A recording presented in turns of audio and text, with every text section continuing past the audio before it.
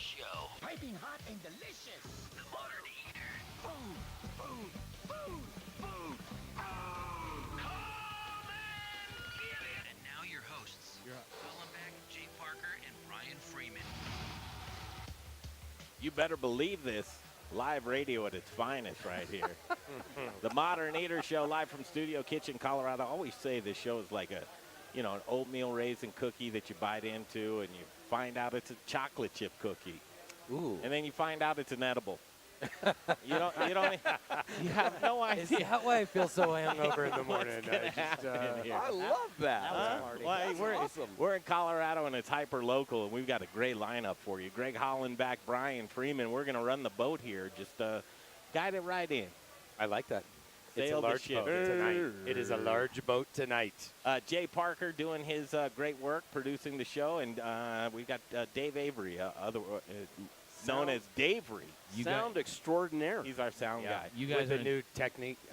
you guys are in trouble because I have a microphone tonight. Uh-oh. Little Rich Is that a threat Snyder. there? Here we go Yeah, again. I'm here too, barely seeing over the table, but dang it, I'm here. What an exciting week. Yeah, a We're lot of adding to news. A lot of news. Look behind you. Let's show our viewers on Facebook. Remember, we're on Facebook my live best right now. Vanna White Yes, here. we are live on Facebook. Let's do the Get out proper there and introduction. share. Well, let's introduce Rome Sausage as our newest sponsor. Rome And Sausage. Rome Sausage. And we've got Chris Johnson with us. the man behind the name, behind the logo. Thank you. And he's got an incredible story to share with us tonight on what they do and why. Well, welcome to the first of many appearances on the Modern Eater Show. Well, it's my first time, so be gentle, huh? It's real easy, and, none better than you to talk about a great, it fits into our wheelhouse of hyper-local product right here in Colorado. And I'm not even going to, you'll do it justice. Talk about Rome just for a minute. Rome's. Yeah, let me give you a little background on who we are. Please, thank you. Rome is our family name. My great-uncle, Jerry Rome, started the company in 1959. He was making sausage in his parents' market out in Montrose in the Western Slope. Moved to Denver in the late 80s and then started making it commercially and grew the business by word of mouth. On the side, he worked full-time at Gold Star Sausage and then did Rome's on the side. And it sounds simple to say that this is his life's work, but there's a lot of nuances to the sausage business, sausage making.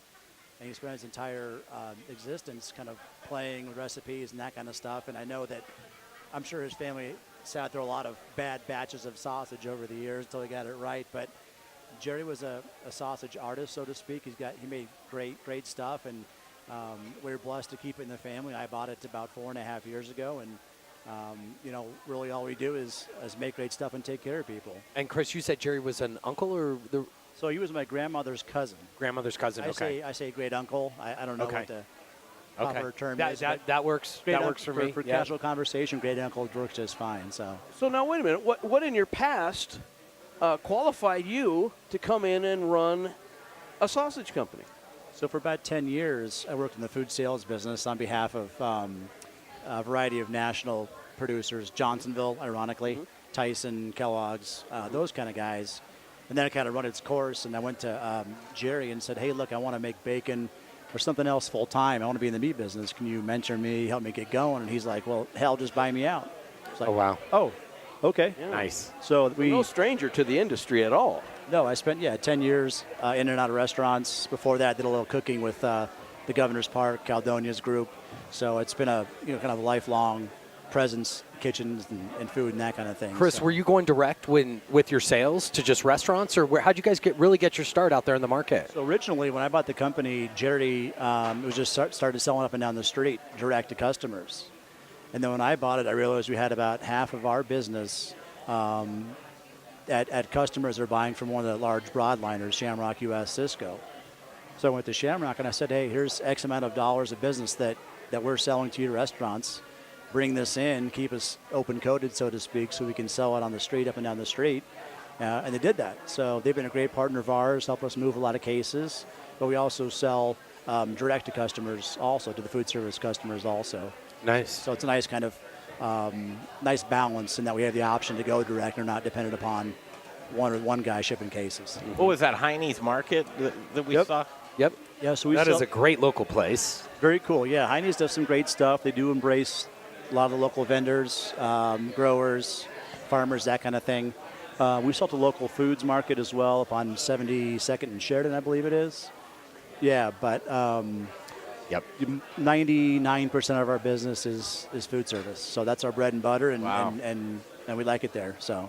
Can people find it by name on a menu? I mean, I know a lot of that positioning is done, sometimes more difficult than not, but if I was a chef for a restaurant and I'm using a local product like this, I want to highlight it. Absolutely. Right. Wait till you hear where he's got it. Name off Right. some of the places that you're at. We're in the Brown Palace. We're at the Broncos Stadium. We're doing some custom stuff for them. We sell to Sam's number 3. And when you're in distribution, too, you don't have visibility to where your stuff is. Yeah.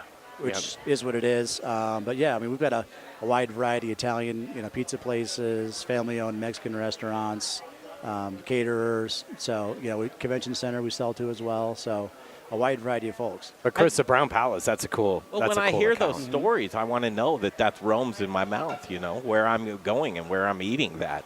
So that's an interesting thing. And as you've joined forces here with the Modern Eater Show, we if you'll allow us, we'd like to turn it on to a lot of different chefs in our community. Yeah, we appreciate that very much. I mean, we're here, to kind of build the brand and spread the gospel of sausage, so to speak, and support what you guys are doing here because it's only, it's great for everybody involved. So Chris, how many flavors do you have?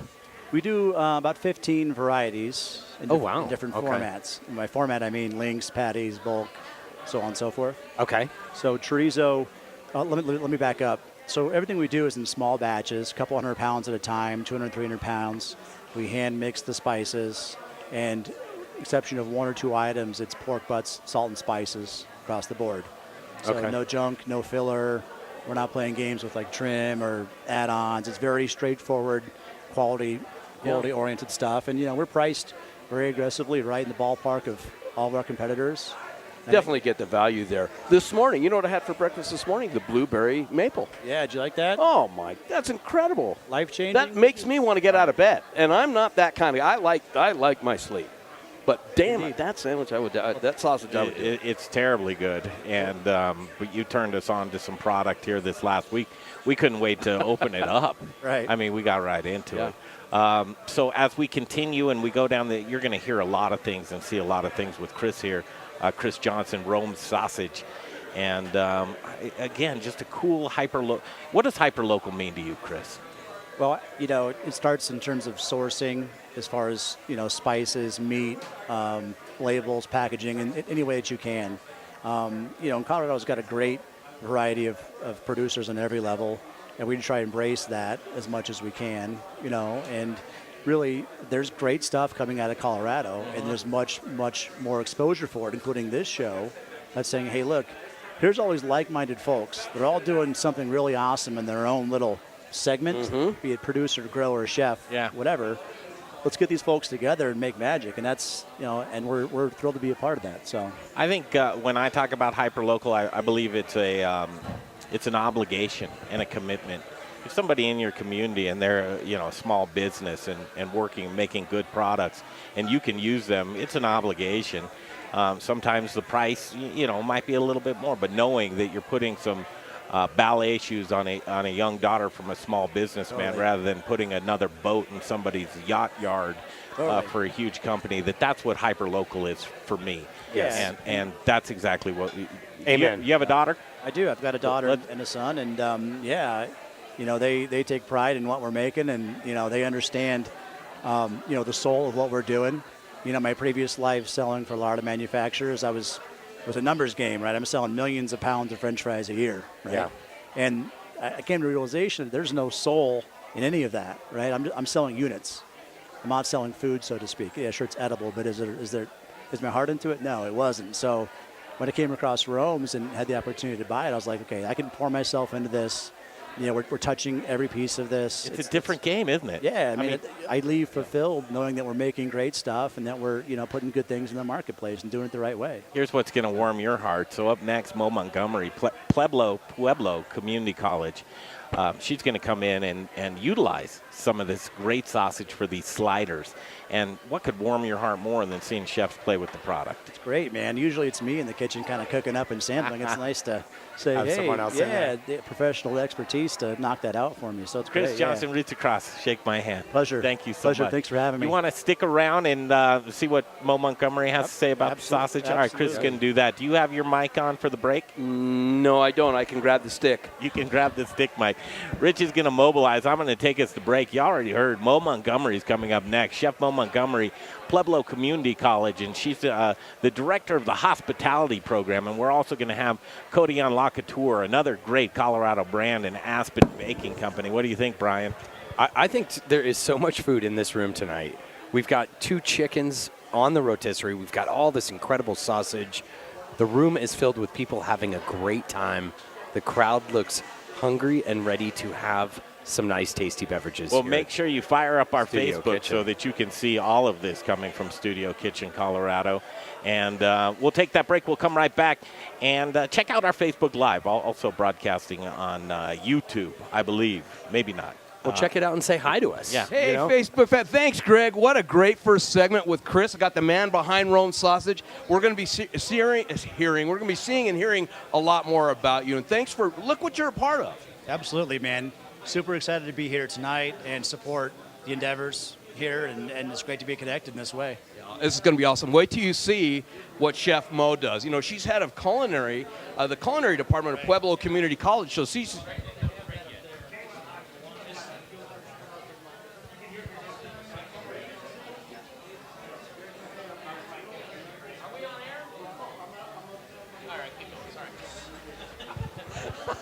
That Jay does have a sense of humor. So we'll make it quick. We got about 30 seconds here. We got Mo from Pueblo Community College. She's very influential, and very creative. She's worked with some of the best certified master chefs in the world. So this will be fun watching everyone taste your product, seeing it prepared by one of the best chefs, and what a great environment. This is right, the best dinner party you ever went to in your life. Thanks for being a part of it. And don't forget, guys, Rome Sausage right there. We'll go to break. Using Babbel's 10 to 15-minute lessons, you can be speaking confidently in your new language within weeks. I was amazed. Are you guys still there? Life conversations right away. It was so fast. Now I'm speaking Spanish. Woohoo! No wonder Babbel is the #1 selling language learning app in Europe. Try it for yourself and see why Babbel is the quick way to get conversational in a new language, like Spanish, French, or more. You can try Babbel for free. Download the app or text TRY to 484848. Text TRY to 484848 to try Babbel for free. That's TRY to 484848. Rocker Spirits. It's a distillery. It's a place to hang. It's about quality. It's about taste. It's about passion. Infused with American spirit. Rocker whiskey, Rocker rum, Rocker vodka. Get ready for an original look, feel, and experience. Old Town Littleton. And if you get hungry while you're sipping on some drinks, they've got the best food truck line in town. Open Thursdays, Fridays, Saturdays, and Sundays. RockerSpirits.com. RockerSpirits.com. Little Rich here. It's the new year and we're all looking for ways to save money. Here's a tip I bet you didn't know about. Do what I do. Buy your natural gas wholesale. Instantly saving 10 to 12% off your gas bill every single month. Baby, that's some serious cash. Do what I've done for years and call Brian Rizzuto at Encore Energy today. The sooner you call, the sooner you save. Call Brian at Encore Energy, 720-245-5771. That's 720-245-5771. Save money on natural gas with Encore Energy. Hey, chef friends, it's Little Rich here from Raquelitas Tortillas. Raquelitas, known for hyper-local, innovative, and healthy tortillas and chips, served by Colorado's... 20 seconds. That's why we only use Colorado Mills sunflower oil. Whoa, if you too want to serve the healthiest, most vibrant tasting food, I sound like you I'm must in a tunnel. use Colorado What Mills. happened? Yeah. Colorado What Mills happened? is hyper local. You sound good on my end. I don't know. I sound like I'm in a tunnel. Whether This you is bake, fry, all or of us. saute, get your Colorado What just Mills happened, today. Dave? Available through Shamrock, Growers Organic, and Dawn Foods. For the best oil in the business, use Colorado Mills. Hello. Hey, this is Brother Luck from Colorado Springs. I'm Cody. Cody, nice to meet you. I need an answer. For my Brother Luck and Lucky Dumplings. I mean, he's a very, very impressive man. Okay, you guys sound fine on my end. Just talk regular, okay? You're hot. Talk regular. We can do that. We're going to talk regular right here from Studio Kitchen, Colorado. And the Modern Eater Show continues on iHeartRadio. And check us out live on Facebook. Continuing on, and we highlighted her. She's a great gal, a friend of the show, and Chef Mo Montgomery from Pueblo Community College. How are you doing? Doing great. Thanks for having me tonight. Oh, good to see you. Yeah. You're on a mission. You're making some sliders here with Rome sausage. Yeah, well, I got to represent Pueblo every time I come up here. So, Rome sausage has some green chili pork sausage, the Italian sausage. So we made some sliders, or not sliders, but some grinders, Italian grinders. So they're, what we call them in Pueblo is the pass key. It's the pass or it's the key to get up to the pass when you go through. But it's just a basic burger patty made out of the Italian sausage. We got lettuce, tomato, mayo mustard, some diced green chilies on there from Musso Farms, our friends down there. And it's just a nice representation of the Italian heritage in Pueblo. Some pretty good bread you're using today too, with Aspen Baking Company. And welcome back to the show, Cody Ann LaCouture. How are you? Thank you for having us. So good. How are you guys? It's great. I love seeing these great products put together and then having amazing chefs and this great dish that we have here. Did you taste this yet? I have not, but I have to. We're saddling you with that amazing. right now on the air. Will you give us a new one and on that? Sure. You will? Yeah. All right, cool. Cody Ann, get into that. It looks so pretty. I'll do it right after. Why? Oh, man. I thought that'd be a great idea. There's nothing better than people watching people just eat. Greg, sick mind. He loves to watch people eat, That was good. That was good. So listen to this. Mo Montgomery, you are you the hospitality director? Yeah, Director of Hospitality and Culinary Arts. It's a mouthful. Yeah, no doubt. You have an event coming up. That's right. We're hosting the 3rd annual Mary Jane Volker Invitational Competition. It's an ACF sanctioned competition, so you can get points towards ACF accreditation for it if you're a professional, and it's open to professionals and students. Oh, cool. Yeah. So how can people find out information about this? So to find out, you actually need to email me. That's mo.montgomery@pueblocc.edu, and I can send you the registration forms. And to understand what the categories are, we got 41 categories that we're willing to host for this event. It's a 2-day competition salon. So you can go to the ACF website, that's acfchefs.org, and click on events and competitions, and you can see the manuals, and they kind of go over all the rules.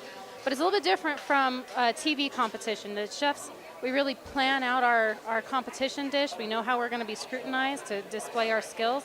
And it's a really great way for students to be able to really benchmark their skills against the national, just the ACF national. Isn't that terrifying? Yes, it is. But it's, it's kind of like that adrenaline Nice. rush. Oh, no. Yeah, I know. How many contestants will you have? So I think we can accommodate up to 40 of them. Okay. And we're opening up the invitation. We have about a dozen folks from Pueblo Community College, students and the faculty alike. And we've invited Pikes Peak Community College, and we really want to open up to the whole state. So any culinary students that are ACF members in good standing, or professionals that are ACF members in good standing, and you can get your ACF membership. There's still time to become that member.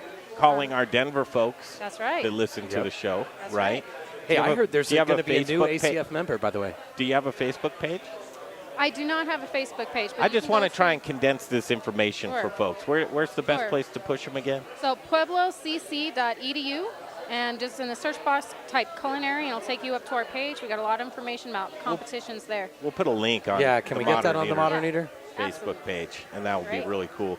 So again, what'd you make for us today? It's Cody Ann's gonna try it. So this is. I'll try it too. So this is You the have to. pasty sandwich. It's an Italian grinder sandwich, and we used our Rome sausage here. And this Rome sausage is the one that's made with green chilies. So you get a kind of a double dose of Pueblo green chilies because there's some sauteed on top too. It's messy. Look at that. That's what he loves to see there. Spilling all over his. Is it good? Is it good? Unbelievable. Delicious. Come on. There we go. Fresh ingredients. That tastes amazing. Can you taste those green chilies, Musso Farms, down south? Man. Nice. The bread's pretty good too. Really good. Ooh, yeah. That's some Aspen baking bread, isn't Sure it? is. Nice. You got to do the segue. Speaking of the bread, new things that are going on with Aspen Baking Company. Last time we saw you were putting out some meals, so some lunches. Yes. How is that going? It's so awesome. We're learning, we're growing. actually continuing the expansion right now, expanding the menu already. It's so fun to have because we've been with the bakery for, over 24 years, and now to have a full kitchen, doing catering, grab and go, any of those menus, and pairing it with our bakery items is so fun. It's super creative. We just got an amazing new kitchen manager, and she is like off the charts with. Where's this kitchen? Is it in your main facility? Yeah, we built it out. So do you have a restaurant tied to it at all, or is it just catering only? Just box lunches, grab and go sandwiches, corporate catering, business catering. But if you're from an office downtown, Yes. you can reach out, order for the whole office that same 100%. day, or do you need to plan ahead? So everything's online. Anywhere from 20 to 50 orders we can do the day before 11:30. We do need a 3-day lead time for anything larger. If we have 300, 400, 1,000 box lunches coming in. But www.aspenbaking.com will have all of the information that you need. You Nice. can definitely reach out. So it's awesome. Anything else coming up on the horizon? Tell us a secret. You guys.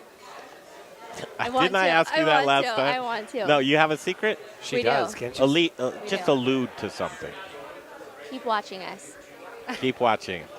No, it's good. We're going into more of the culinary side and getting in with the sandwiches and box lunches. Box lunches are so cool. The creativity that you can have within those that isn't really portrayed right now in the Denver market is awesome. Every That's time really cool. I see something from Aspen I Bake, like it. I perk up. I'm like, oh, yes. Okay. That makes me so happy. Well, listen. Ladies, both thank you so much. Absolutely. Thanks for having us. Yes, thanks for coming down. We're going to see more of them tonight because they're going to stay in the studio with us all night long tonight. Enjoy the food. We've got lots of people here, some fun little other companies as well. Good. Check it out. Fun little other companies as well. I know. Well, I wanted to say Drinkwire is a great little company that we have in the studio tonight. We're using our friends over the Spice Guy, and who's our friend with the barbecue supply place right down the road that we like so Proud much. Souls right behind Proud us. Look at Souls these. right here. Look at this. Oh. I think they need another about 40 minutes. On these two birds we've got on the rotisserie. It's my estimation. Coming up next, here's a chef to watch. His name's Aaron Lande. And is it Eridu? Yes. Wait. Is that how you pronounce that? Cody, turn around and look at where it says. Eridu. Mo, what is that? Eridu? Eridu. Yeah, Eridu. I wonder what that stands for. You know what it is? I got a sneak peek of it. Why can't we ask Aaron coming up next? All right, we'll take that break. We'll come back at 6:30 on 630 KHOW, Denver's talk station. We'll take that break and we'll come right back. And Aaron Lande, Chef Lande's doing some pretty cool things in the kitchen tonight. Also on the show tonight, Daniel Ryley. Here's a cool one, Extended Hands of Hope. A really, really cool local charity. And wait until you hear what they're doing with this charity. Jim Pittenger is going to join as well with Biker Jim's Gourmet Hot Dog. Steve Kurowski from the Colorado Brewers Guild. We like catching up with Steve, and he's going to talk about Collaboration Fest, which we're just on the doorstep of as well. Chef Cheeto's in the way. Cheeto, you're in the wrong area right there. All right, we got a lot coming up here. Let's take that break on iHeartRadio and keep tuned right here on Facebook Live. Live from Studio Kitchen, Colorado. We'll be right back. Your path through Cyberland. Don't forget to check us out on Instagram and Facebook for all the fun photos and videos. Just search The Modern Eater or check out the website, themoderneater.com. At CDW, we get that wireless printing can leave your network vulnerable. That's why I never take my eyes off our printers. I haven't blinked all day. That's gotta itch. No, it's more of a burning sensation. Well, CDW would orchestrate a solution featuring HP LaserJet Enterprise printers to help you protect I'll your get the network hang with of this, reliable Jay. I automated swear to print God. At one point, number one thing, turn on the mic. Okay. Talk about innovative. We'll try this with the mic on with electricity. So we talked about Mark Whistler over at the Goods. Now let's talk about something that I know is near and dear to you, the ACF. What's coming up Monday? We have our monthly meeting, and it's going to be at the Ignite Fire and Ice. Yeah, we're doing a fire and ice thing. We're doing a bunch of hot, grilled, spicy foods, and Isomatic, we're touring that factory. Educational meetings that we have going on. It's always great. That's going to be awesome. Well, and if you want more information, acfcoloradochefs.org. Go there, check it out. Go see Mark Whistler and eat awesome. Here's the goods. Go see Mark. hyper-local. Thanks, guys. And healthy tortillas and chips, served by Colorado's top chefs, and that's why we only use Colorado Mills sunflower oil. If you too want to serve the healthiest, most vibrant tasting foods, you must use Colorado Mills. Colorado Mills is hyper-local, Colorado grown, cold pressed in Lamar, Colorado. Whether you bake, fry, or saute, get your Colorado Mills today. Available through Shamrock, Growers Organic, and Dawn Foods. For the best oil, use Colorado Mills. There's not much direction on this table right here. When I go out to eat, I not only want to eat delicious food and drinks, but I Right also here. want to eat where I know my money is going to a local restaurant that I believe in. I believe in the Goods restaurant on Colfax and Mark Whistler. The Goods is a community restaurant and bar with a menu focusing on vegan, vegetarian, gluten-free, and keto options. Comfort food lovers, try the best burger on planet Earth. I love it. 8 ounces of grass-fed beef and never, ever any hormones, antibiotics, or steroids. The Goods is truly a cultural melting pot, a family restaurant open to all. Their bar program is amazing. Saddle up at their long, luxurious bar, have a nice craft beer or a cocktail. Like their how long, Facebook Jared? page and stay up. 15 seconds from right now. Going on throughout the week. Located on 15 East seconds. Colfax, directly connected to the Tattered Cover Bookstore. Across from East High School with free parking and a garage in back. Look them up online, thegoodsrestaurant.com. I'll see you at the Goods. Hi, everybody. This is Chef Carrie Barrett from Bardo here in Denver. Ooh, okay, that sounds good. And you are listening to the Modern on iHeartRadio. Here we go, back from Studio Kitchen, Colorado. Greg Hollenbach, Brian Freeman. I don't know where he's at. I don't know. Jay? There's Brian. There's Chef Brian. is putting together his dish. He's bringing it over to set it up with Okay. you here in 2 seconds. Go ahead. You kill the time. Okay. Studio Kitchen, Colorado. Jay Parker. Every Saturday night, 6 to 8 p.m. on Facebook Live. Our YouTube channel is being rebuilt, so we're putting that together. So if you're a YouTube fan, make sure you stick around to hear that. It's a packed house tonight. Brian Freeman, are you excited to try Chef Aaron's dish? Oh, I'm really pumped. Well, there's so many dishes going around tonight. Try just one, Jay? Please now. Stay on camera. That's what I need you to do. Is yeah, stay there on we go. camera. Yes, sir. Talk about some of the vegetables at Growers Organic that Chef Aaron is going to be using tonight. Well, he's definitely using some nice avocados. That's one of my favorites. He and I were having a big talk about ways you can cook avocado as opposed to eating them raw. He's got some beautiful peppers, some incredible peppers right now out of Arizona that we're sourcing. Colorado's a little quiet, except our friends over at Field to Fork. We've got some lettuce from Fields to Fork. How many different farmers is he cooking with as far as vegetables go? Tonight, I want to see that he's probably got 6 different farms over there representing. People like Rico Farms, Bridges is another one, the Wholesome Family, Crisantes family down in Nogales, Arizona. We've got some beautiful oranges from my friend Ryan San Jose. Rainbow Valley Orchards out of California. There's all kinds of good stuff over there, Jay. I got to tell you. As I look around the room, there's a lot of friendly faces, and there's a lot of chefs. Chito Areola, one of our favorite chefs in the world, he's running around.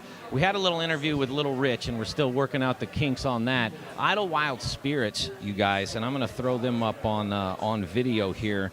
They're behind me. Idlewild Spirits is throwing together some cocktails with Kevin Galaba from Friends and Family, who will be on later in the show.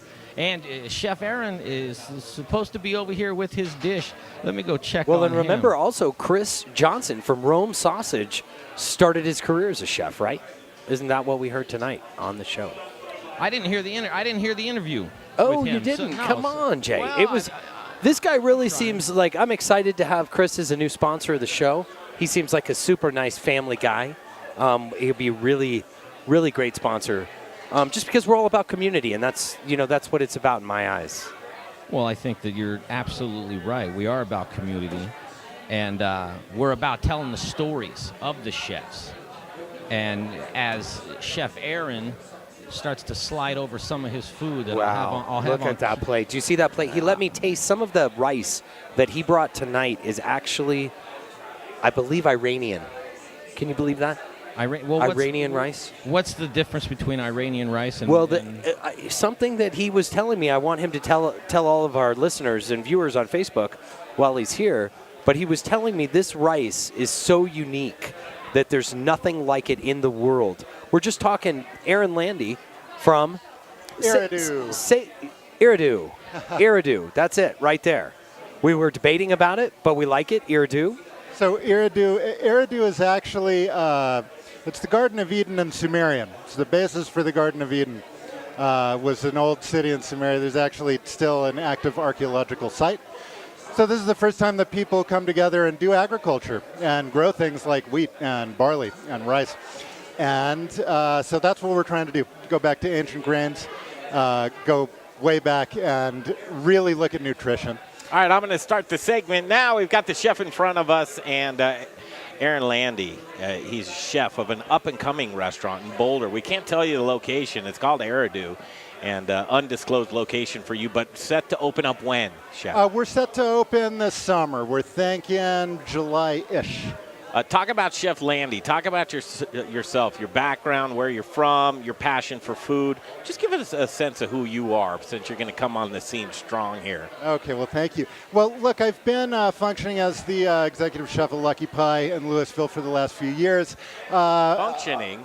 Functioning. I'm functioning. I get up and I just hope I function every day type of thing. But you know, I've been striving to do something really cutting edge with the farm-to-table thing.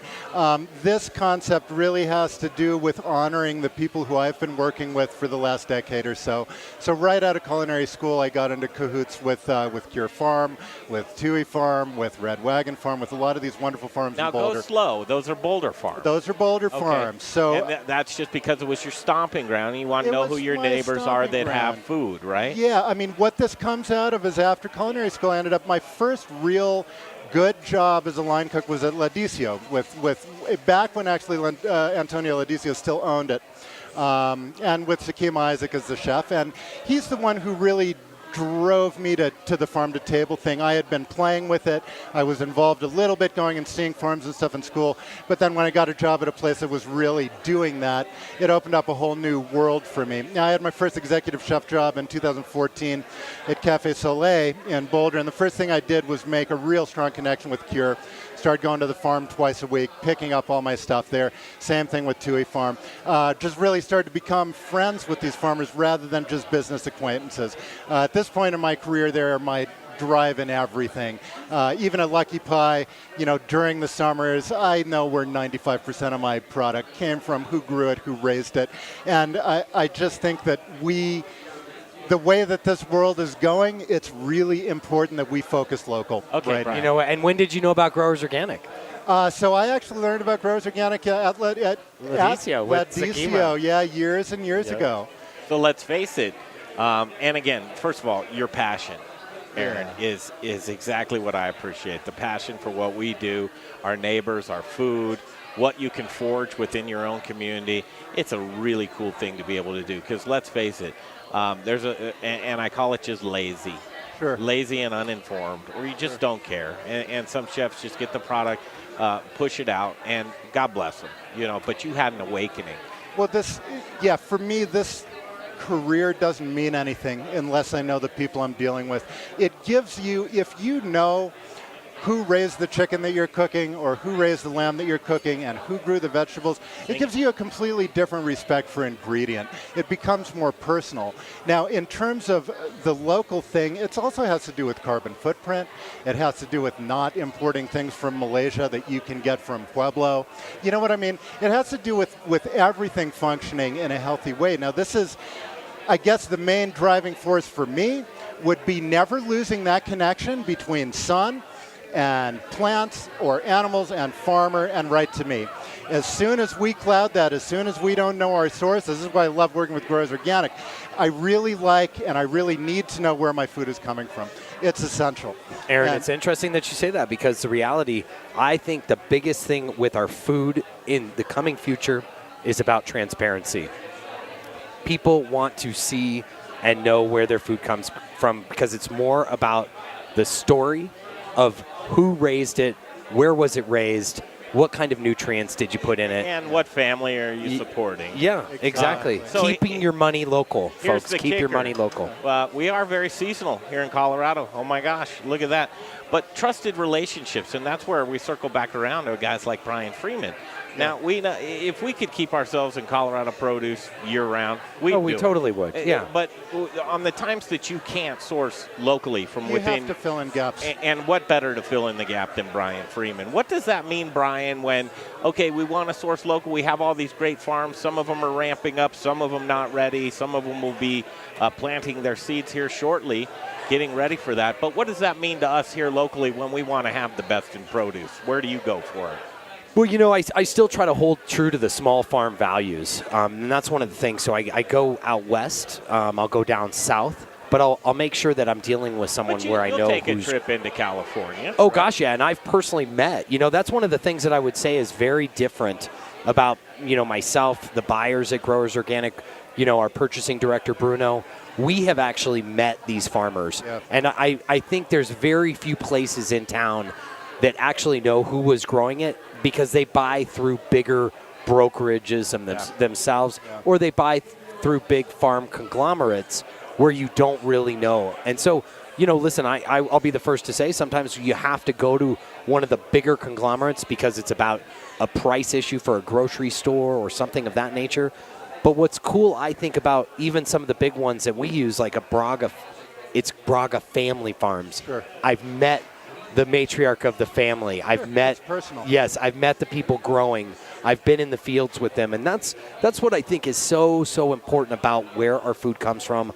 Understanding how the soil plays a role in it, or it might be we're in aquaponics. Our friends down at South River Aquaponics in Montrose, and then we've got greenhouse growers here in Colorado. We work with a company down in Larkspur, and we're the exclusive distribution for One Town Farms that does all local salad mix year round. Yep. There's lots of Field great to things Fork. about that. Pardon? Field to Fork. Yeah. Field to Fork, our Osage. great friends Jessica. I said that. Osage Jessica, Osage Gardens in There's Newcastle. There, a lot of it's great getting stuff. it's getting me excited, Greg, because in just a few months we're going to be on the road visiting all these farms. Road trip 2019. That's what we like to do, is get out there and meet these folks and be able to bring back the stories.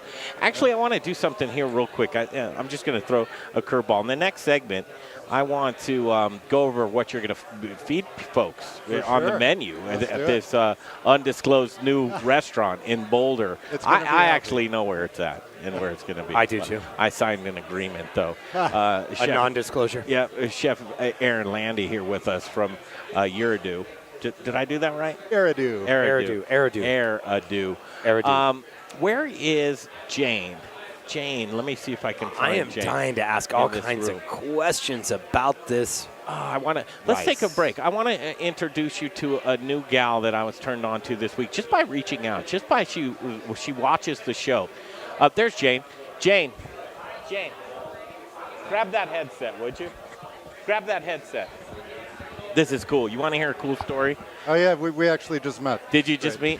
Okay, cool. I didn't expect that I was going to do this, but we're talking about hyper-local community farms, ranches, the obligation of really when you find good products in the community. So here comes on the scene Jane. Jane, what's your last name? Let's get her mic on. There we go. All right. Sorry about that. Jane, Okay, sorry. no, you're fine. Jane Levine. Jane Levine. So Jane Levine reached out through Facebook and said she was turned on to us by another gal that was on the show. Anyways, it all comes to fruition. This message that she sent me, it's Jefferson Farms? Yes, it is. Jefferson Farms in Salida. They're getting in the business of rabbit, right? Yes. And the sustainability of rabbit is just amazing. The protein content, the meat versus bone ratio, it's all delicious stuff. But here you are reaching out to us, and I said, well, why don't you just come down, see the show, meet some people. Here's a guy in Chef Lande that I think you guys are going to hit it off nicely because he's going to be using protein as kind of an accoutrement, a side or an accentuation of a dish, right? Yeah, so basically our whole concept is building complete plant proteins. It's a grain and legume concept, right? So our meats are going to be all local. We're going to absolutely know who raised customized everything, and they're going to function more as a garnish. It's going to be more about, let's taste 3 or 4 ounces of this incredible rabbit or incredible steak that's, you know, coming out of Pierce or wherever. It's a little bit different way of looking at nutrition, too. I mean, this ties in, obviously, sustainability with the rabbit's fantastic. I would love to get into that. But I think anytime we're meeting people who are doing the good work, you know what I mean? I think this all ties into this whole concept of community, of knowing where your food is coming from. This is all good stuff. We're going to go over your new menu at Eridu. Let's do it. And I want you to take about 60 seconds to talk about Jefferson Farms, if you would, Jane. Well, I'll tell you one thing that's so important to us is that these animals have a good life, that they're raised well, they're raised in a good environment, and they have a quality to them that reflects in the product they end up as. So we're careful with what we feed. We're careful with providing good sunlight, you know, natural ventilation, heating when it's needed in the winter time. So that's a big priority for us. And we love rabbit because of the, as you said, the sustainability. One female rabbit produces more meat in a year than one cow can produce in nearly 2 years. So as far as the energy requirements to produce this protein, it's unequaled. And Jane, what got you interested in this? We grew up eating rabbit. You know, rabbit is a Depression era food. My grandparents raised rabbit to feed their families. We always raised rabbit. We had it more than chicken as kids. So we've always enjoyed it. When can we get our hands on some of your rabbits? In a couple days, I can bring some. Really? Okay, you're on the show next week. Well, Jane, I have a truck down there twice a week. I'm excited to see your rabbit because I have lots of chefs. I thought we were going to go see the farm.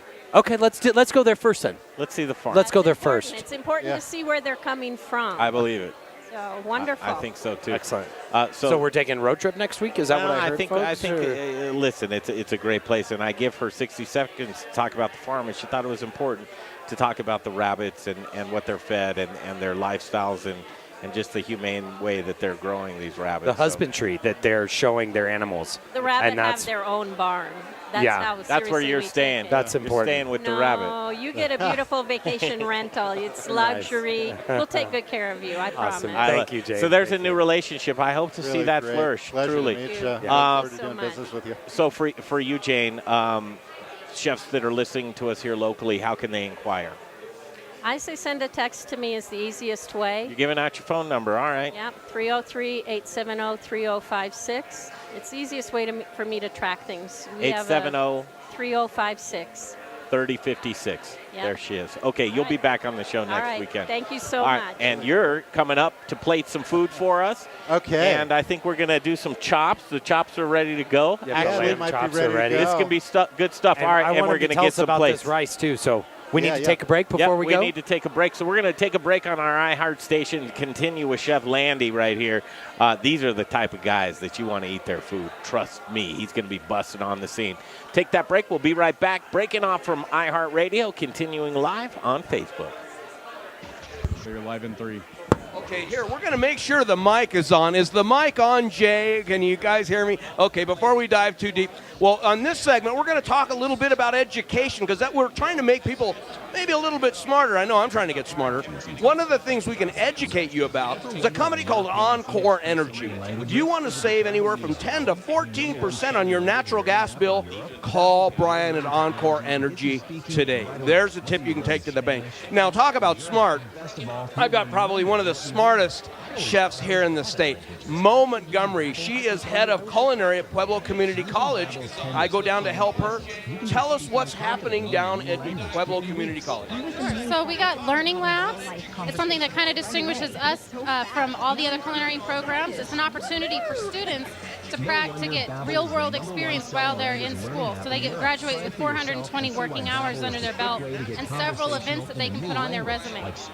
I know you're going to make a huge difference to the culinary scene in Pueblo. I predicted that a year ago. We're going to definitely see the fruits of it down there. Well, we're just about ready to break. We're going to come and try some more of your delicious food. Thank you so much, Mo. Thanks for coming and letting us enjoy your fantastic food. Let's take it away.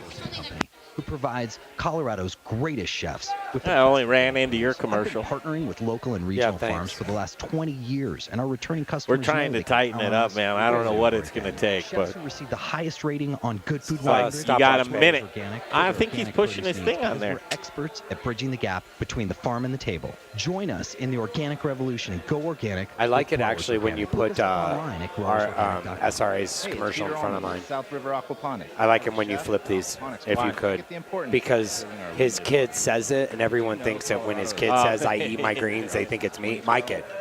So it's a great way to finish his, because he gets his, and then I get. How much longer here we have here? Jared?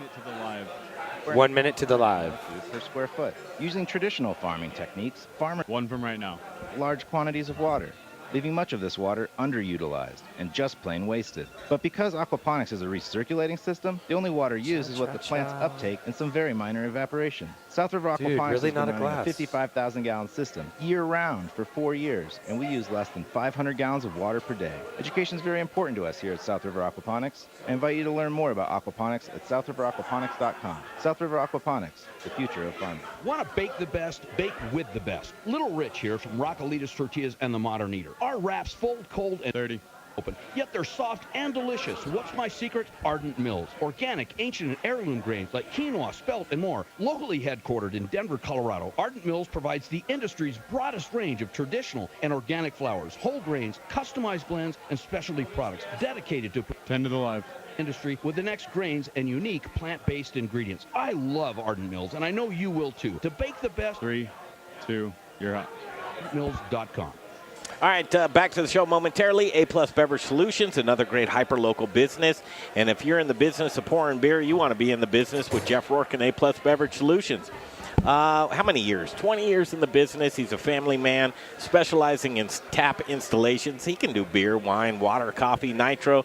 What's your desire? He can make your dreams come reality. Foam is money, because if you're pouring inefficient beer, boys, what are you doing? You're pouring your money down the drain. Please don't pour your money down the drain. Just get a hold of Jeff Rourke and A-Plus Beverage Solutions. He'll give you an A-Plus report card on your draft systems. Nothing tackier than pouring that inefficient, foamy beer.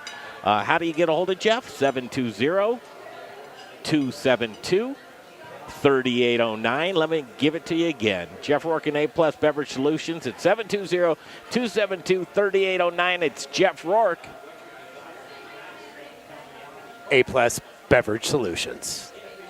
Whose cuisine reigns supreme? You're listening to the Modern Eater Show, The ultimate gourmet challenge. and it's time for In the Kitchen. All right, we ain't joking. In the kitchen, we can do this. Live from Studio Kitchen, Colorado, on 630 KHOW, our local affiliate, and on Facebook Live. Thanks for joining us tonight as we continue with Chef Lande from Eridu that's coming up in Boulder. And we're just giving you, listen, remember the name. Remember the name, because this is where you're going to want to eat. Chef, welcome back to the show. Now tell us primarily, just give us a rundown of your menu. Spend a minute and a half, 2 minutes on your menu. So what we're trying to do is almost like a Chipotle-style concept with grains and legumes. So what we're going to do is we're going to have a bunch of grains and legumes cooked off. So our grains right now, what we're playing with is farro and millet and quinoa, some basmati rice. We're trying to get back to these ancient grains, things like quinoa and millet, very, very high in protein, really good for you. We're also in the game of creating complete plant protein. So we have all our grains, right? Our rices and our millet and our quinoa. We've also got legumes that we're going to have available every day. Garbanzo beans, Atsuki beans, lentils, mortgage lifter beans, Bolita beans coming from Growers Organic. And so, therefore, we're going to be making complete proteins. You're going to get to choose your grains and legumes, and then we're either going to be making salads or peel-offs for you, right? We're going to start bombing in vegetables. During the summertime, it's going to be all local veggies, yeah? And Aaron, wait, I got to slow you down, because you are going fast on this stuff. Some good ground. I love it, but tell people, because you and I have had some deep conversations about just the rice, and you just sit there right now and just say basmati. So, earlier, you tell me, I mean, and this is when we first met a month or so ago, you tell me, Brian, I'm getting this very special rice all the way from Iran? Yeah, well, we thought it was going to come from Iran. It's actually ended up coming from India, but it's fantastic. So this was actually about a 2.5-month process of finding the rice. We wanted one that would hold up in terms of texture, and we wanted one that was unbelievably aromatic. It's like if we're going to play with all these ancient grains and add basmati rice, it's got to be the best basmati rice that we can find. So we literally kind of scoured the earth, and we got this stuff out of India. It's a non-GMO product. It's fantastic. It holds up very nicely. We're doing a lot of like cooking and then reheating, so we needed a rice that would be good to like cook it, let it cool down, and then bomb it into a pilaf or a salad and have it have the right texture, right? So we're taking all our grains and legumes very seriously.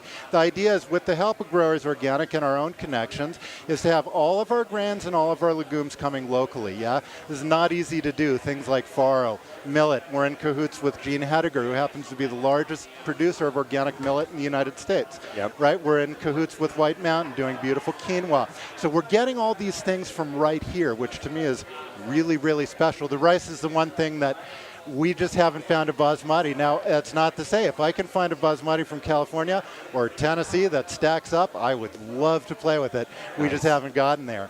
But yeah, emphasis being on local. So after we've decided if we're going to go hot or cold on your dishes, then we either add one of our vinaigrettes or we start stir frying everything as we did, sauteing to make these kind of pilafs.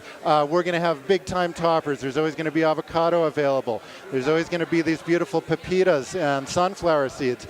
Bacon, why not? I mean, part of the concept here has to do with taking things that people, I hate to say it, but people associate a lot of these foods with tasting like cardboard. Let me and get what this. we're trying to do, we need to show some of this beautiful food. What we're trying to do is make sure that people's perception of these beautiful, nutritious grains and legumes is not that it tastes like cardboard. So well, but this is like the original protein, Aaron. This is a macrobiotic diet that's so, I mean, macrobiotic diets have been around for thousands of years. For sure. And you are bringing it back to life, which I'd love to see. Well, but we're doing it a little bit differently, is heavier emphasis on protein. But yes, then we also have pickled things. We're going to be doing pickles, probably some lacto fermentation. We're going to do some like quickles like this. Right here we've got some beautiful scarlet fire turnips and some carrots, both of which came from Growers Organic, actually. And those scarlet fire turnips are from my friend Christine Koch and her very small, small farm that she's banded together a bunch of smaller farms up in San Juan Bautista.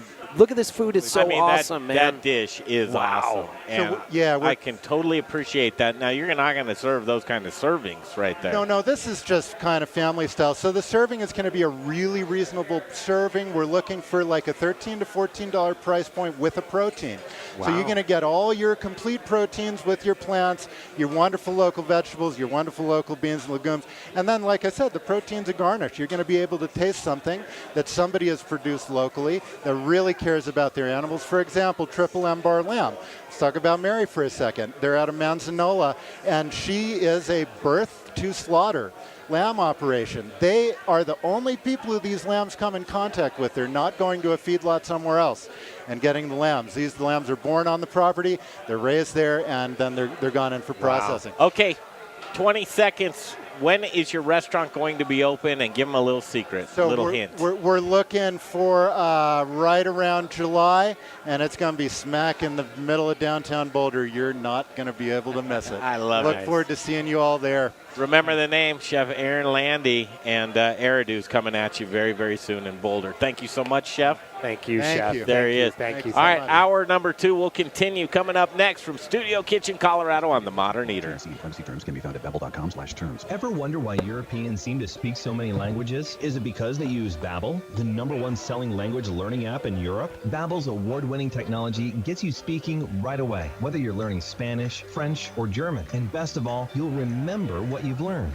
I always thought I was bad at languages, but after using Babbel, I can tell you I was just taught the wrong way. Using Babbel's 10 to 15-minute lessons, you can be speaking confidently in your new language within weeks. I was amazed that I could start having real-life conversations right away. It was so fast. Now I'm speaking Spanish. Woohoo!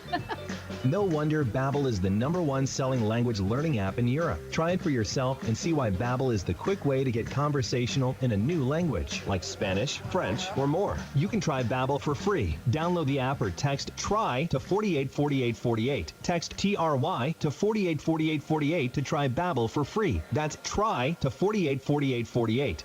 This is Denver's talk station, 630 KHOW, an iHeart radio station. With Ross Kaminsky mornings, Dan Kaplis afternoons at 4, KHOW, Denver.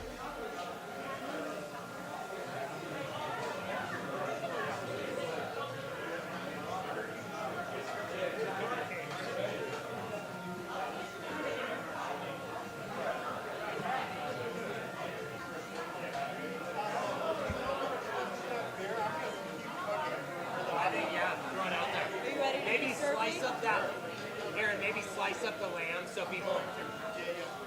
I can take the rice dishes over if you're ready. Okay, baby. Happy birthday to you. Happy birthday to you. Happy birthday, dear Brian.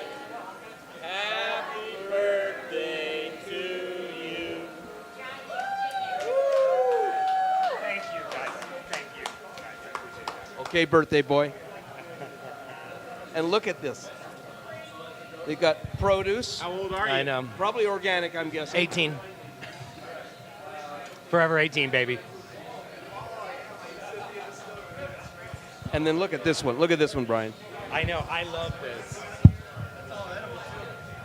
That is awesome, bro. Those rocks are edible with chocolate, too. You guys, thank you so much. What a great family of friends. Cheeto's wife. Oh, brother, Cheeto. Thank you so much. I can't tell you guys, I really appreciate this. So really, 18 years old. 18. Don't you like my girlish picture? Wow, that's pretty good. I like it. You guys, what a great group of friends and family here that I have at the Modern Eater. Thank you guys. You can have your cake and vegetables all in one time. vegetables and eat it too. That's I awesome. love it, That's man. awesome. I'm going to run over here to the corner and yak with Biker Jim. Right on. I always love Jim. Oh, he's awesome. This report is sponsored by Credit Karma. Latest problem in the drive today is eastbound Hamden, a new crash just after Federal. It's kind of right in between Federal and Santa Fe. That's causing some pretty major delays for eastbound Hamden. Aside from that, no other major crashes working. Did have one, though, on eastbound Highway 36 near Federal. That's still kind of slow from Sheridan. I-25 still slowing on both sides through Thornton. Some heavier traffic through downtown. A little slow for northbound I-25 near 225. And a new crash on the ramp from northbound 225 to westbound I-70. Checking the forecast, says mostly cloudy tonight with a low of 22. Tomorrow, partly sunny with highs in the mid-40s. Looking ahead to Monday, partly sunny and a high of 48. Currently 41 degrees. With your traffic and weather, I'm Justin Tyler, 630 KHOW. Get your truly free credit scores and free credit monitoring from Credit Karma today. Download the Credit Karma app now. Credit Karma. Here's to progress. Retiring soon? Recently retired? Want to make sure you don't outlive your savings? Wally Smith holds candid discussions about maximizing your retirement investments and minimizing your tax liabilities. Tune in to When the Paycheck Stops with Wally Smith every Saturday morning from 9 to 10. Right now, save big and transform your home with Champion's Home Makeover Sale. Save 40% on Champion windows. Every Champion custom-made window is backed by their exclusive limited lifetime warranty. If it breaks, they fix it for as long as you own your home. And they're factory direct, so there's no middleman and no markup. Hi, this is Dave Logan, and Champion is the only window company that I personally endorse. And right now, you can save 40% on windows and 35% on sunrooms and siding when you participate in the Champion ES program. Plus, 12 months, no interest, no payments. But hurry, time is running out. Schedule your free in-home estimate today online at getchampion.com. 40% off new windows, 35% off new siding and new sunrooms. It's the Transform Your Home sale. Book your appointment online at getchampion.com. That's getchampion.com. The Champion limited lifetime warranty applies to Comfort 365 windows as long as the original purchaser owns the home. Subject to qualifying credit approval, minimum purchase required. All discounts apply to our regular prices. Cannot be combined with other advertisers' offers. See store or website for details. You know what's fun? refunds, and using my tax refund to save big at Family Dollar. We can Okay, save Cody, $5, we just $10, got and done with $20 with Brian Family Freeman's Dollar birthday coupon. cake, This turning way, 18. or extra clean or classic And clean we wanted to toothbrushes talk about on this 88 segment cents. being hyper local, because that's what we're about. And that's why when I looked out in the audience, I'm like, I know who to get. Can you share with us a little bit about Aspen Baking's efforts to be hyper local? Sorry. So I think from the beginning, Jeff, who is the president, CEO, founder, everything, wanted everything to be Denver local, Raquelitas tortillas, and our new expansions with our sandwiches, wraps, everything. Everything is here. We've spent so much time making sure that we're creating relationships and using the best products in Colorado and keeping everything in Denver. Really.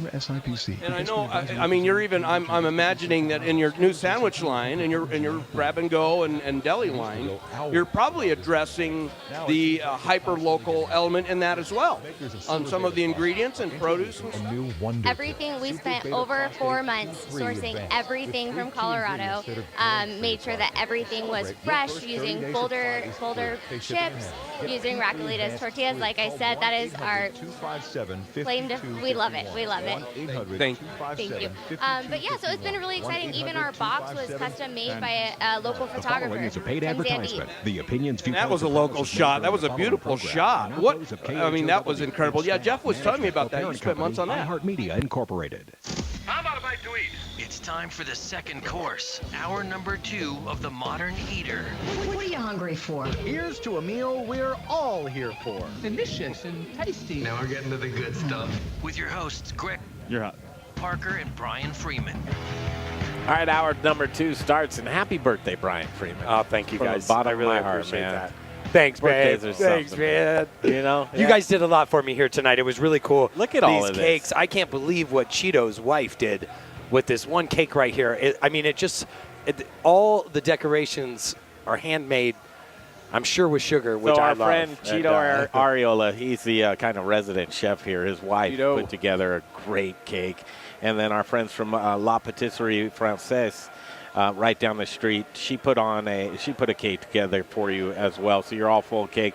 And then Biker Jim, last but not least, he brought in some cupcakes as well. Oh no, they're the least. Look at this stuff. This stuff is fantastic. That looks like there dog weenies? meat. Are there weenies in there? Lots of weenies everywhere. That's the voice of Biker Jim Pittenger from Biker Jim's Gourmet Hot Dogs. And then joining the show right now, Daniel Ryley. You've got the Extended Hands of Hope's hat on tonight. Yes, representing Extended Hands of Hope tonight. First off, happy birthday, Brian. Thank you. Thank you, man. And I love you too, Greg. I love this whole show. Thank you so much for the opportunity to come back. No doubt. And talk about what we're doing. You guys are amazing. Keep up the great work. Yeah. And I love Jim too. He's a good friend of mine. And he makes fantastic weenies. He does. Let's get back on track.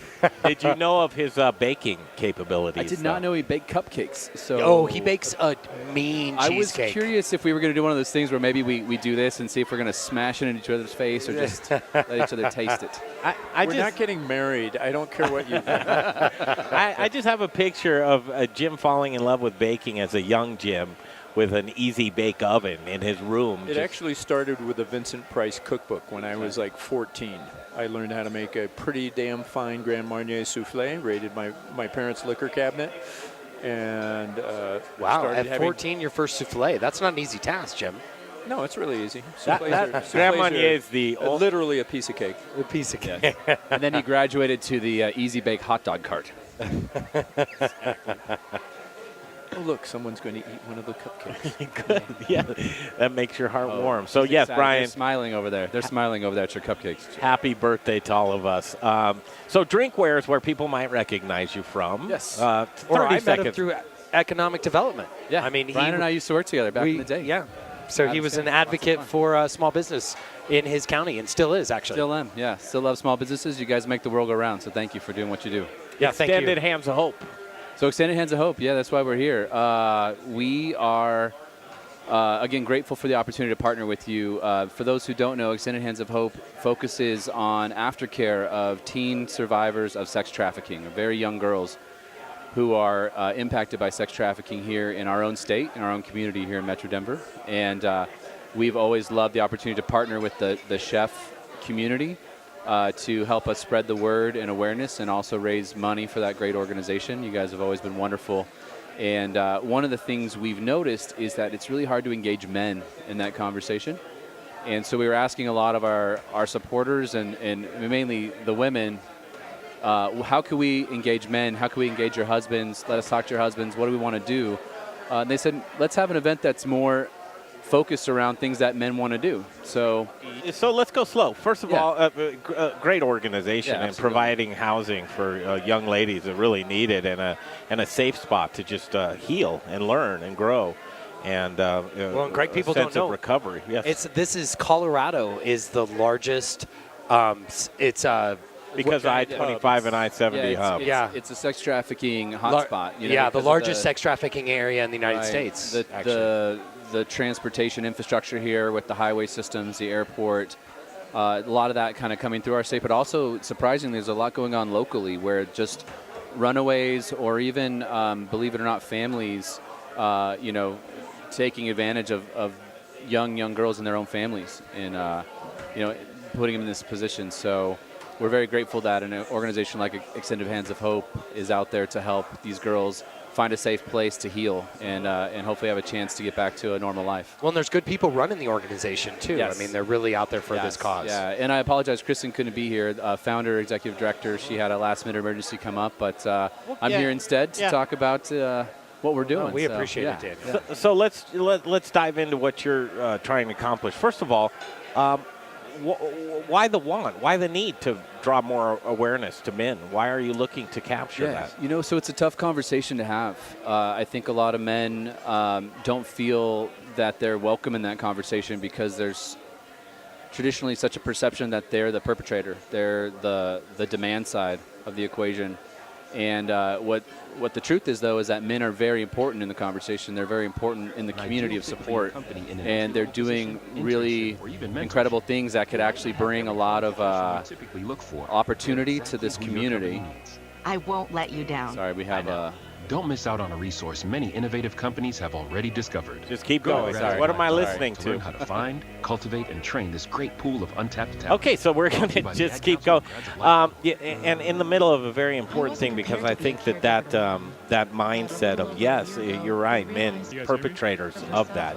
And having that conversation. But let's face it, a lot of these young ladies, they're the daughter, they're the niece, they're folks that are within their family unit to where men actually want to jump into this conversation where they want to be helpful, but they don't know the jumping offing. Right, exactly. They don't know how to get involved. They don't know how they can support the cause.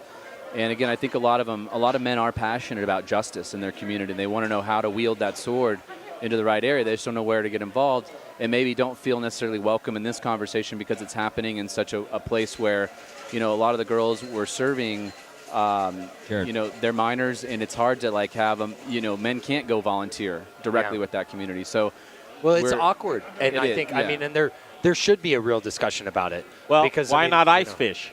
Exactly. And have the discussion. Exactly. Jump into this conversation, and I thought it was important Biker Jim coming into the conversation because you're a supporter of this great foundation that's helping out, and there's some certain things that you do to do donations with that, Jim. So we do barely anything. We run several fundraisers that we can. We participate in the fundraisers that Extended Hands of Hope is doing.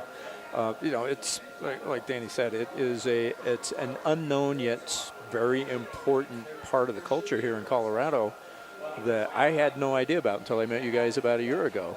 And, happy to do my part to, try and help out in this area. Will you go ice fishing?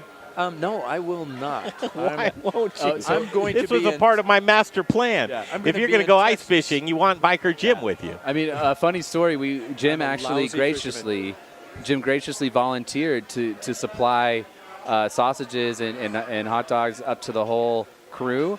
But it was a logistical nightmare figuring out how to actually get his cart out onto the ice. And so we had to scale that down. And it turns out, too, that the ice fishing authenticity a little bit more lies in that intimacy of 5-6 guys in a shelter kind of cooped up for a while chatting with each other than it does having like a big party. So we really wanted to focus in more on that opportunity, which is why we engaged some of our other donors and partners here in the conversation. And we asked our constituents, men, what do you want? What would bring you out to participate? And that's what led us to this men-only event. It wasn't to exclude women, but it was to create a safe space for men to come and engage and have this conversation and understand how they can participate. And so we said, well, what if we go fishing? What if we bring in some nice cigars, some nice whiskey, some craft beer, and we just let you hang out and have a good time? And we make sure you understand why you're there and what we're doing and what we're hoping to educate you on. But just enjoy yourself and know that you're in a community of other men who care about this cause and who are passionate about this cause, or maybe they're just curious about how they can participate. Okay, I'm going. I'm going. I'm going. I'm going to go. I'm going to go do this. Which lake are we fishing? Yes. Where do you Dillon. do So we are at Lake Dillon a week from today, so that'll be on Saturday, March 16th. I'm not going. There's 2 sessions. Greg, but we'll go another time, Greg. Okay. All right. And Big Ed's Fishing Ventures is donating the entire guided experience. So the shelters, the gear, the tackle, the bait, the poles, the chairs, the whole thing. We have a ton of other great community sponsors here just from our Metro Denver network. We have whiskey being donated by Talnua, who's I think here. Talnua's over here. They're doing some cool stuff. Just tasted their stuff. They're making some old world Irish style whiskey, a single pot still, the first of its kind in North America. Laws, you guys know Laws whiskey. Sure. Those guys have always been a support of ours. They're wonderful. Ironton over here in Rhino, and On Point in Lafayette. And then a couple craft beer partners as well, New Image Brewery, and I think New Image has brought us beer. some beer. Yeah, New Image brought some beer. Thank you, New Image. Out of Arvada, they've got tons of beer floating around here. And then Platt Park out of, the DU Wash Park area. So you have 6 people coming to this. That's a lot of booze for 6 people. it's 100 people. 100 people, but they're going to go in tents of 6. Yes. Oh, gotcha. And one more partner I want to throw a shout out to, Treeline Bloody Mary Mix. It's a local Bloody Mary mix manufacturer that makes wonderful stuff.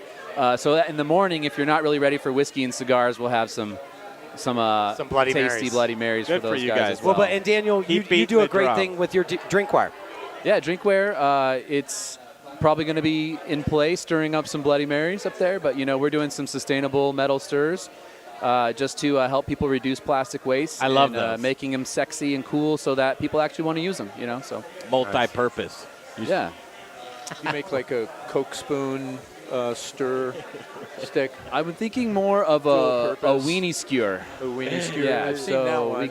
We've got some stuff there. You can find this on Eventbrite. You can just search out Men's Ice Fishing Fundraiser Event, and then you have a Facebook, I'm sure. And I will say, if you just go to extendedhandsofhope.org, we put right there on the landing page a link to buy tickets for this ice fishing event. So done and done. Thank you. And guys, we can't thank you enough. We love you so much. You've been always so gracious to supporting the work that we're doing here for this very vulnerable, very marginalized population of people in our community that need our help. And so thank you for the opportunity to share about it. Thank you for volunteering. Thank you for volunteering. Daniel Ryley and Biker Jim Pittenger, thank you guys. I know, Jim, you brought the cupcakes.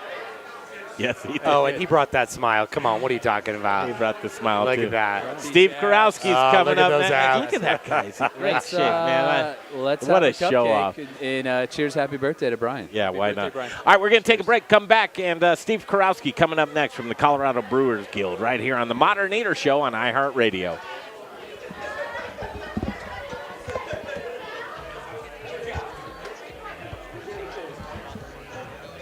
Okay, Jay, I guess we're live. I'm going to get Biker Jim over here. We're going to talk about innovation on this segment. Who better than this guy? Now, Jim is one of the chefs in that of segment? The Colorado 5, previously the Denver 5, but since there are chefs coming from all over Colorado, it makes sense to call How it long Colorado were we off 5. the air? I don't know. Our first event is coming up April 7th at Lola. Where's Dave? It's going to be a Mexican-themed event. Dwayne Walker. And we're not on the air right now? That guy's a phenomenal phenomenal chef. We're on the air His right nickname now. is All We're the Touches. going over Facebook Live. He puts everything on Over Rich. dog that you could believe. Oh, that's going to be cool. Now, Colorado 5, isn't that Colorado5.com? They're disconnected, so we hear them both. We're not. 5colorado.com. These incredible and Facebook Travis. Live should just hear a little That's bit. going to be great. We're going to dump out into our commercials here in just a second. But I mean, as far as chefs, if you're trying to find, a lot of chefs right now are trying to set up their spring menu. This is the show to come find those ideas, to find those components. Absolutely. Yeah, I mean, Modern Eater it's one of the most phenomenal networking events that happens every week. If you get to meet you. What the heck? Yeah, like that's always a bag of donuts. But, the nice thing is that you can come down here, you're going to get an opportunity to eat, you're going to get an opportunity to meet a number of chefs that are different, the same, doing stuff that you've never heard of. Oh, that's a pretty phenomenal place to hang. Thanks, Jim. Thanks for your time, brother. We're going to break. We'll be right back. Whiskey Sour Double and a limited bottle edition of our Brett Saison Farmstead Funk. Check out all our beers on our website, along with daily food trucks and more at brewsbeers.com. That's Brews, spelled B-R-U-Z, 1675 West 67th Avenue in Denver, where your dog is always welcome. Join us soon for some Belgian-style badassery. Rocker Spirits. It's a distillery. It's a place to hang. It's about quality. It's about taste. It's about passion. Infused with American spirit. Rocker whiskey. Either one. Rum. Rocker vodka. Get ready for an original look, feel, and experience. You could put a headset on your friend if she wants to listen, hear what you're doing. They've got the best food truck line in town. Open Thursdays, Fridays, Saturdays, and Sundays. RockerSpirits.com. RockerSpirits.com. Hey, it's Chef Elon Wenzel, owner of Element Knife Company. If you cook, then you'll know the importance of a quality knife and proper care. My training in Figure you might want to listen. You want to listen to what I say. That's why I am so excited to offer you the And if we throw you on the air, don't have a problem with it. You never know what we'll throw at you. It'll be booze related. At me for a knife clinic or conversation. Find me at I see you're partaking. Yeah, that's all you need. Double fisted. Let's get a mic on her for a second. Best knife. Coming back right here. Think Element Knife Company. Major, you're listening to the There you Modern go. Eater. Sorry, I was cutting all that other stuff out of there. My bad, guys. You're hot. All right, back at it. We can do this. The Modern Eater Show live from Studio Kitchen, Colorado. Greg Hollenbach, the birthday boy, Brian Freeman. Don't forget to spring forward tonight.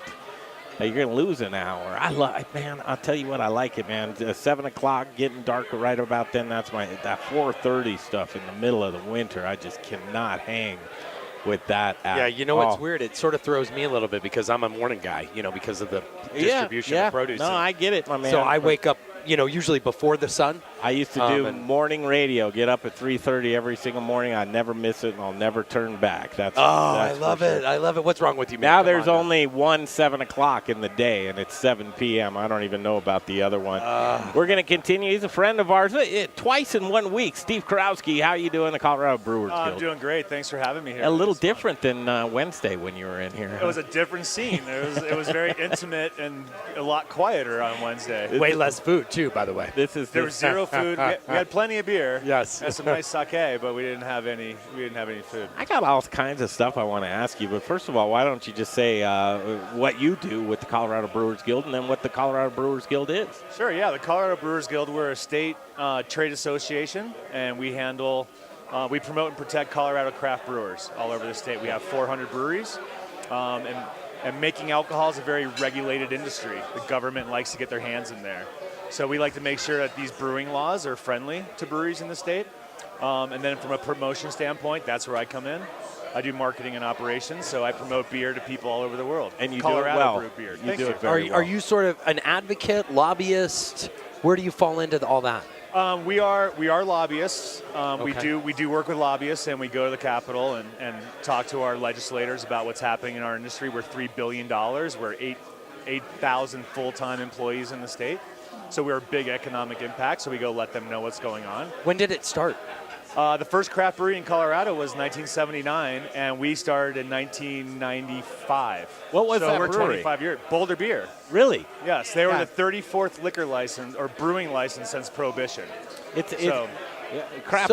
Are they more about craft? I'm sorry, Greg. Are you more about craft, Steve? Yes, we are. We represent craft and independently owned breweries. Okay, so Coors can't be part of you. Yeah, well, not that they can't, but like they have their own legislative interests, and we handle the legislative interests for all the small businesses and small breweries in the state. Do they try to get in? Do some of these big guys come in? No, but we work with them when we have similar interests. For sure, like it's not oil and water by any means. They're just a much different. They're the world's largest single-site brewery in the world, right? Like so, they have a different approach than what people like at Intrepid Sojourner is, and Ratio Brewery. It's a much different thing, right? Sure. So delineate Colorado Brewers Guild from the Brewers Association. The Brewers Association is located in Boulder, and they're the national trade association for all 7,000 breweries in the country. So what we do on a state level, they do on a federal or national level. Gotcha. Wow. So it's an interesting thing because I think of the advocates of the one-offs, right? And that's really what you want to do. You want a community of voices to come together, and you're going to help them through legislation, through their branding, through the voice, whatever really they need help for. But the model of just business in general, I've had this conversation with Julia Hertz many times, is that, and I think she had a finance background as well. But the model of business is finances you want to grow. You know, at one point in time, let's face it, Coors was the original OG kind of independent small brewery. Yep. But by just repetition and time, you grow out of that to where you're a large brewery with other interests. And you look at Jim Cook from Sam Adams, who the Brewers Association raised the ceiling for however many barrels of beer he'd brew, so he can continue to use that multi-billion-dollar label of craft beer. Right. So how do you continue to know who you can really help? And versus, membership is everything. I mean, you want money, right? Yeah, so for us, it's independently owned. You have to be an independently owned brewery. We have larger global breweries coming in, buying some of these smaller breweries as a strategy. We're a little smoke and mirrors out there on what's happening, so they can buy some smaller breweries, get beer on the shelf. It looks like an independent brewery, but you're actually buying Anheuser-Busch branded beer or something like that, right? So we work with independently owned businesses only, right? And so the Brewers Association sets that standard on what craft beer is, and its ingredients, its ownership, and its size. And as far as ownership, you can't be owned more than 25% from a global brewing entity. Wow. Well, and where do people like, New Belgium? Where does someone like that? They were small, but are they still small? Are they? They're employee owned. Yes. So they're as independent as they come. Even though they do about 700,000 barrels a year, every employee there is the owner of that brewery. So they're as independent as. Well, we have such great ones here because we have like Oscar Blues, New Belgium, Odell's. In my eyes, and maybe I'm just impartial because I live in Colorado and I have for so long, but we have some of truly the best smaller breweries that have blown up. And these people that were, I remember when I came here back in the early 90s and was drinking a 90 shilling, I put on one of my shirts the other day and they're like, I ran into someone in the brewing community and they're like, holy smokes, where'd you get that antique? Right. But 90 shilling was one of my favorite beers 20 years ago. Still is one of my favorites. Like revisiting 90 shilling and Fat Tire every once in a while, you got to remind yourself what this state was built on. It was built on amber ales. So when we talk about that turning point, because let's face it, some go from craft to mainstream beer, big beer, in other words. How do you know that tipping point? And just like football teams, baseball teams, anybody, there's a contingency of followers of brewers. Should they turn their backs on them when they're not craft at that point in time, or if they have other interests infused? What do you do with that, Steve? That's a serious question. It's a very difficult thing in craft beer because a lot of these small businesses, independently owned businesses, don't have the same advantages of a globally owned craft. Yeah. As I use air like quotes, look at brewery. Ballast Point. Exactly. So they have the resources that a typical small craft brewery can't have to get on the shelf to get the proper distribution, and they can dominate, right? They can dominate in the grocery stores and the chain stores. Why is it important to support craft? I would say it is supporting your small business. All these people that say, hey, I support local, Well, this is where you put your money where your mouth is. I when thought you I support could hang local. you up on the obvious, but you went right to it and you No, knocked it out of the park. Yeah. It's people are like, I support local. Well, then this is the best, easiest way to support local in Denver or in Colorado is to support your local brewery. Yeah, and I say that with the hyper local is really what we're all about. Would you rather put some ballet shoes on a daughter of a business that's locally owned, or would you rather put another boat in a yacht yard by another huge corporate interest Well, it's company? sort of the same thing what's happening with beer in grocery stores now, right? Yeah. Some people are choosing convenience to buy their beer at King Soopers, Safeway, Albertsons, but reality is a local liquor store, they're losing those sales. And if you really want to support local, buy local craft beer in a locally owned liquor store. And then you're sending their daughter to ballet class instead of buying your beer at Walmart, where you're buying a third boat. And it's a mindset, right? It's a decision. It's just like if you go out and you'll eat at like a Kyle Mendenhall restaurant, or even tonight with Chef Lande, that it's a decision that you make in your head as a consumer. It really is.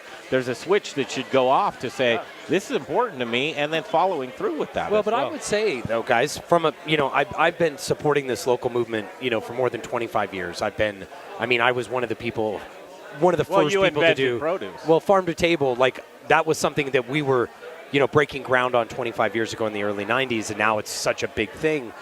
I would say to you, it's hard sometimes to know who is still local, because one of the questions that I want to interject about these smaller craft beers is, it's hard when somebody big comes and says, by the way, here's a fat check, and you can still do what you do, but I'm going to own your company. And then all of a sudden it falls into a conglomerate because, there are a lot of good, like what you think is local, like liquor stores.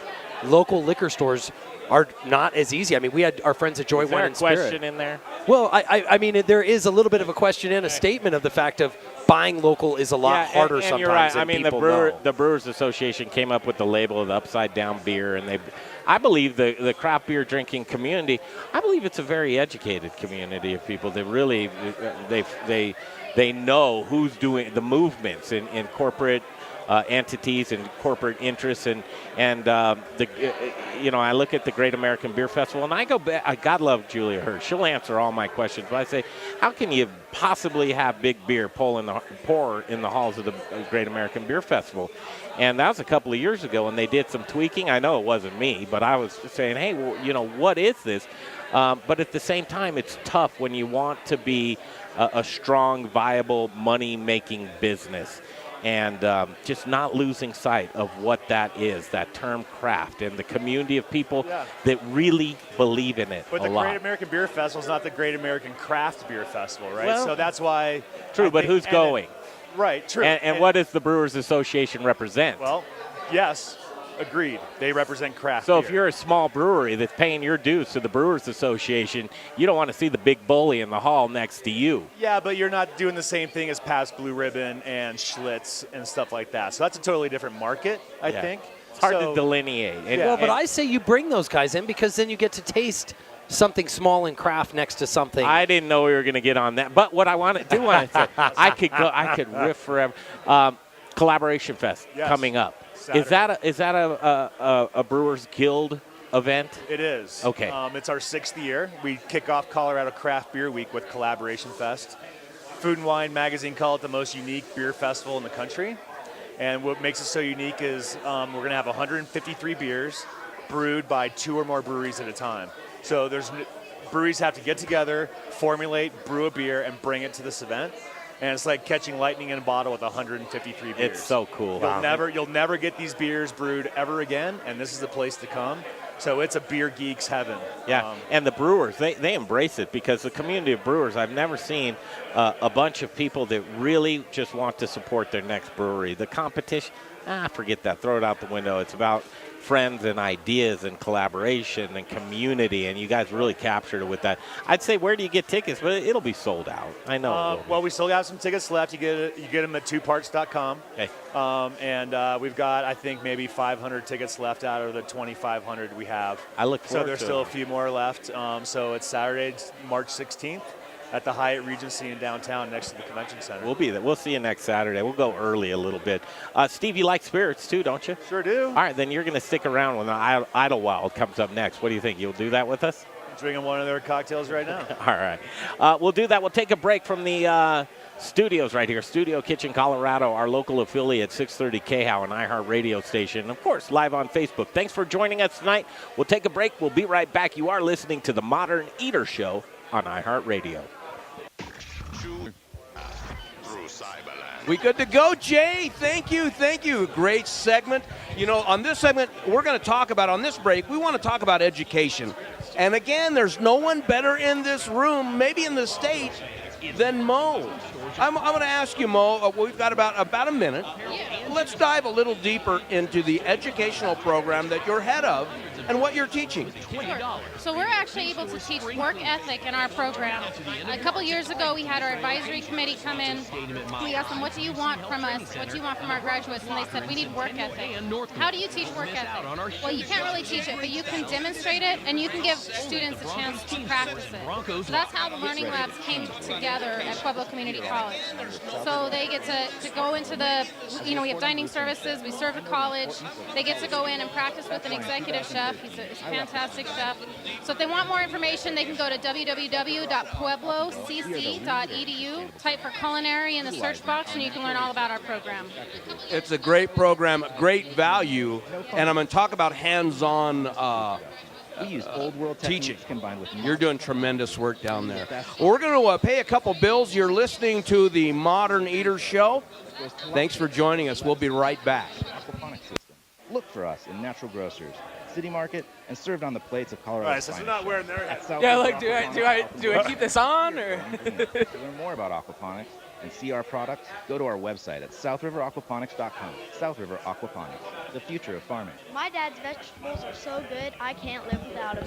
Hey, Colorado chefs. Brian Freeman with Growers Organic and the Modern Eater Talk Show. Do you care about where your food comes from? I do. Do you want loyalty from customers who care about that as well? I can help by providing top quality organic produce with reliable delivery, knowledgeable sales team who genuinely care about how food is grown, transported, and served. Chefs, Growers Organic will ensure you have excellent ingredients for your next James Beard dinner, your nightly specials, or your regular menu items. Join the organic revolution and go organic with Growers Organic. Look us up online at growersorganic.com.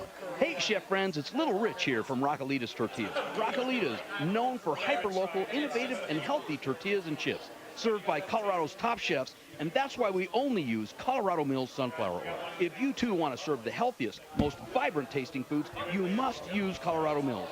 Colorado Mills is hyper-local, Colorado grown, cold pressed in Lamar, Colorado. Whether you bake, fry, or come back right here. Colorado Mills today, available through Shamrock, Growers Organic, and Dawn Foods. For the best oil in the business, use Colorado Mills. My name's Alex Seidel. I'm from Fruition Restaurant, Mercantile Restaurant. You are listening to us on iHeart Radio. Yes, you are, Mr. Chef Extraordinaire, James Beard Award winner Alex Seidel. Saw him this weekend over at Shook.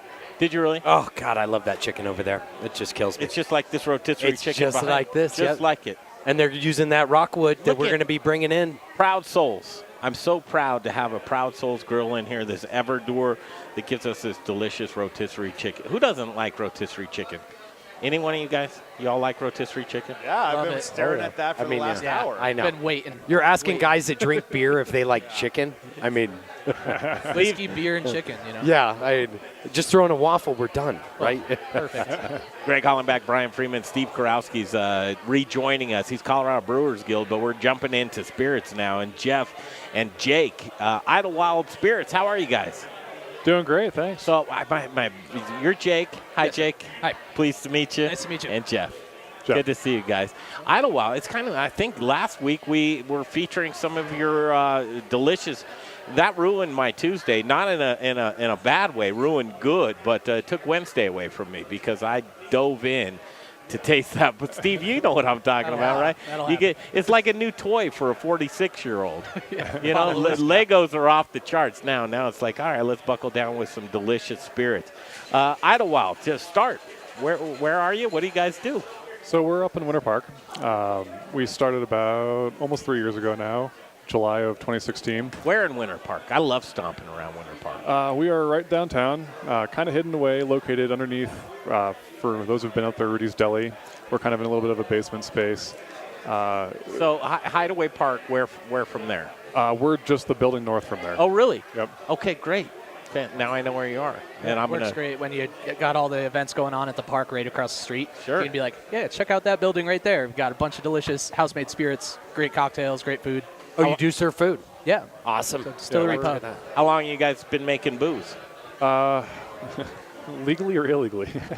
Hey, usually it starts. How many stories have we heard about the garage? yeah. I mean, Sean Smiley told us about his garage rig. basement. Yeah, legally.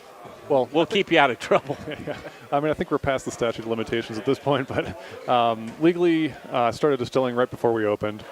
Obviously had some modifications to go from the home distilling equipment to the full-blown commercial big boy toys, but we've been slowly ramping up our aging program. So right now we actually just bottled our first 2-year bourbon. Oh, fantastic. I love hearing. It's like you hang on. It's like hurry up and hang on. Did you blend for a while, or were you just selling the vodka? And what else do you guys have? No, we're straight grain to glass. Actually, to take a step further, Colorado grain to glass. We work with several local Colorado ranchers. Got a big flatbed truck that we load up with about 10,000 pounds of grain and try and get back up over the pass without overheating or breaking down. We've gone through 2 trucks now. So you're getting it from the Western Slope, or where? Most of our grain comes from a farm up in Loveland. Some of our rye comes from a farm down near Pueblo as well. Okay. Everything's kind of fermented, distilled, mashed on site. I think one of the things we do that's a little bit different than a lot of distilleries is we actually mill our grains right before the mashing process. So anything that is aromatic is going to carry through that still. So you kind of end up with a lot of those great freshly ground grain smells vaporizing off if you grind your grain 2 weeks, 3 weeks in advance. We grind our grain, as I mentioned, the day that we mash, so we capture as much of that aroma and flavor as possible, and I hope that really shines through in our final product here. It's great stuff. Like I said, to consume my Tuesday, and happily so. And you said you're starting to barrel your 2-year right now. Exactly. Yeah. How many barrels are you sitting on? So about a year ago, December, a little over a year ago, we actually kind of ramped up our production program because we were realizing that it was catching on a lot more quickly than we had initially thought. So we upgraded our fermenters, started producing a lot more. But of course, it's that 2-year turnaround time. So the first 50-gallon barrels we started barreling, like I said, 2 years ago. But we'll hit that 2-year mark on those additional production capacity this December. So right now we're sitting on roughly 60-ish, 50-gallon barrels of bourbon. Fantastic. And some other stuff as well. So. And what other spirits, Jeff, do you guys? We do a little bit of everything. I kind of saw the distilling industry going in the same direction that the brewing industry was going. And when brewing first became, home brewing first became legal, you ended up with a bunch of homebrewers saying, I'm going to take this hobby and make a business of it. And they started with 1 or 2 or 3 kind of flagship products.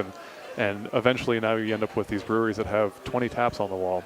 And I kind of said, well, I think that's the direction distillers are headed in. So I really tried to perfect not just 1 or 2 spirits, but a whole variety of spirits. So we do a vodka, gin, rum, actually silver and gold rum, 3 different types of whiskey, and a bunch of single batch type stuff.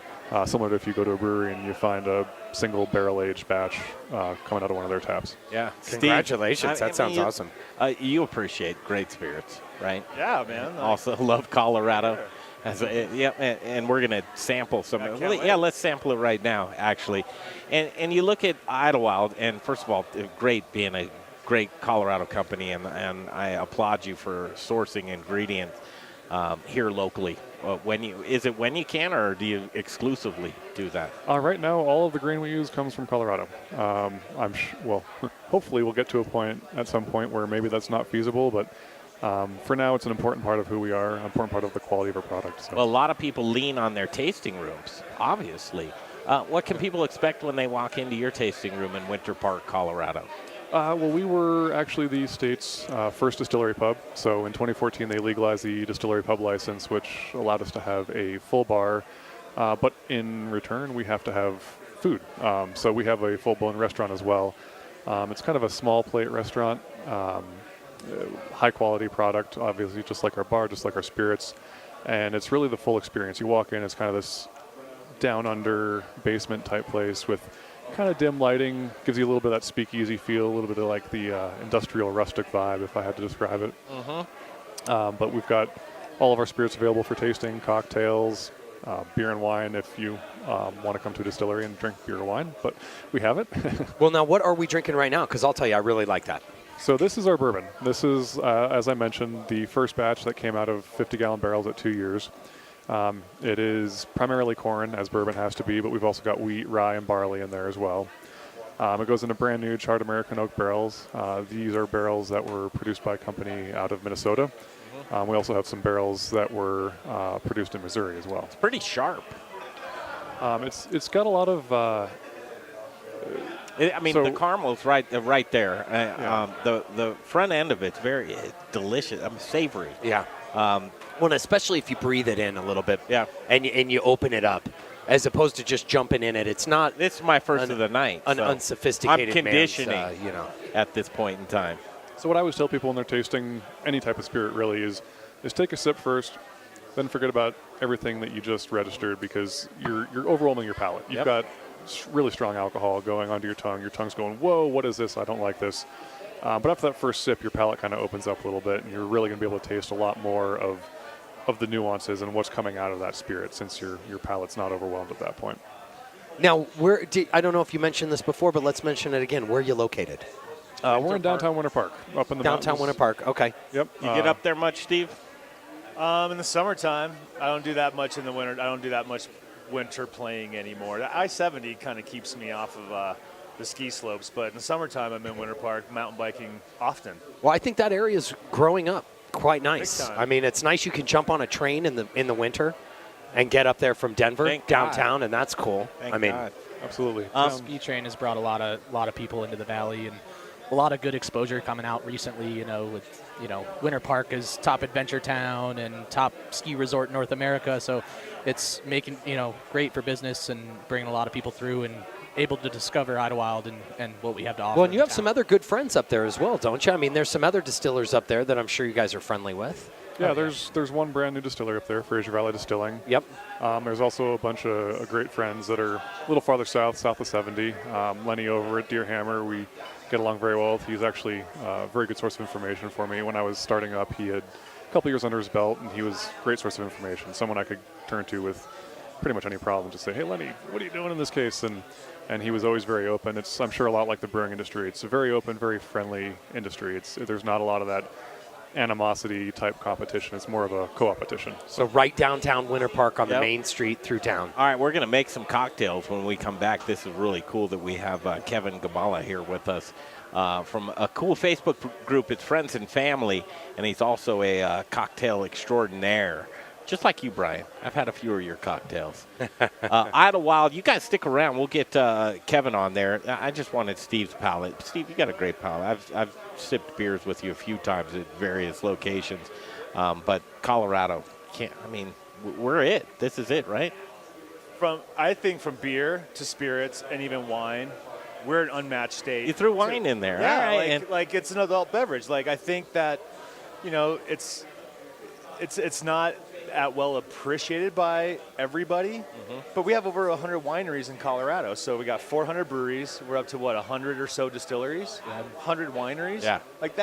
There's not many states that have this going on. You're right. To have that trifecta being so powerful, it's a real thing. Well, and Steve, I would throw in kombucha with there, because I think we are on the forefront of like a beverage revolution right now. I agree. I actually think you're right. I just tasted some alcohol water the other day, which is, hello. Is this like this something?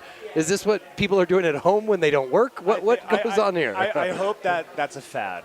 I hope this hard seltzer kind of comes and goes like wine coolers back in the 80s type of thing. Oh, but Bartlett's and James, come on. Those were some of the best commercials. They were great commercials. Those two old boys on the porch. But hard seltzer, I've drank a couple, and there's not much of an experience with it, right? You don't get to put your nose in a hard seltzer. I get what's going on. There's nuance. No, it's water with some booze in there and some carbonation. That's right. And so it has its purpose, but from a culinary standpoint, there's not much happening with it. So I think there's a bunch of people rushing to market with it, and I think there'll be a couple brands that survive, but there's a lot of brewers that are trying to get hard seltzer onto the shelf right now. Voice is Steve Kurowski, Colorado Brewers Guild. Thank you, Steve. We're going to come back and make some cocktails. Kevin Galaba is going to come up with us and make those cocktails. And we'll also tell you, you're interested, you're a restaurant guy, you own a bar, how can you get Idlewild? You'll find out next in Booze in the News. All the booze news you can use coming up next on the Modern Eater Show on iHeartRadio. Clear. You have a live in 220.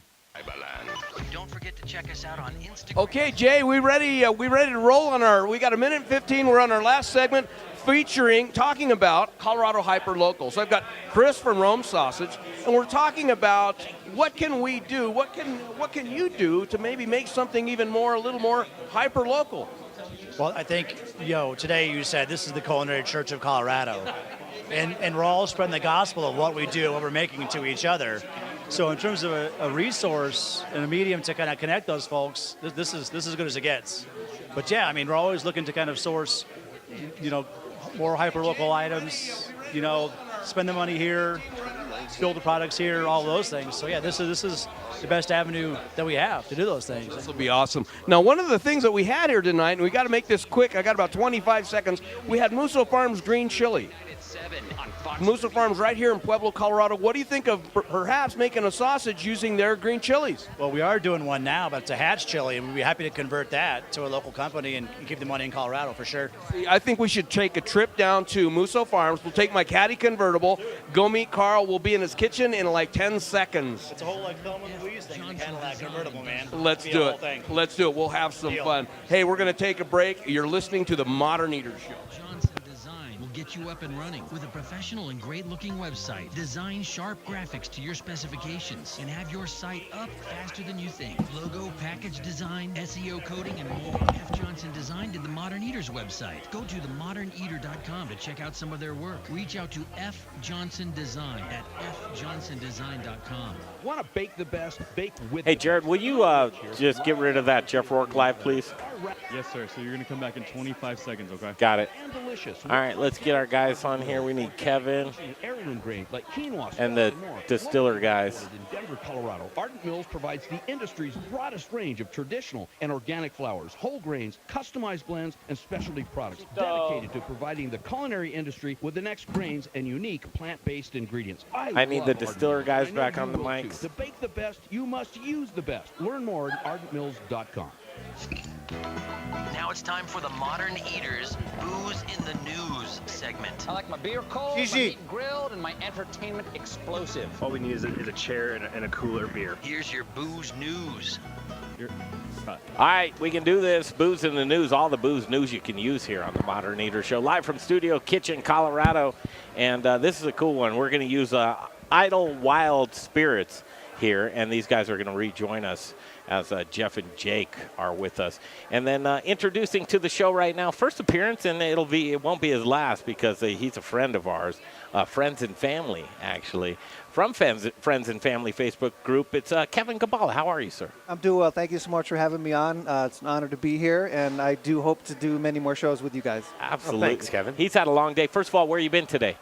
I was judging spirits for the Denver International Spirits Competition. It's a 2-day event. It's about 10 o'clock to 5 o'clock, 2 days. You taste round after round after round. It's a blind tasting. They just keep bringing you sets of cream liqueurs or absinthes or straight whiskeys or rye whiskeys, and you judge them, and the winners will be announced in about a month. How are you still standing? Well, you spit everything. I was good today, but I'm different now. I'm swallowing now. That's great, man. Kevin, in swallow mode as we are too. First of all, what I want you to do is could you take some of this Idlewild and just go through, first of all, what category that would be in, and then what you'd be looking for as far as the taste of this whiskey or the bourbon that they brought? Well, he's got gin, actually. I'm making a gin cocktail. I know right you now. are. I just want you to taste that bourbon. Okay. I see what you mean. I see where you're going we with want this. you to be your judge, but you can't spit, you know? Yeah, I got to swallow this. Come on, it's my birthday. What are you looking for out of the bourbon category?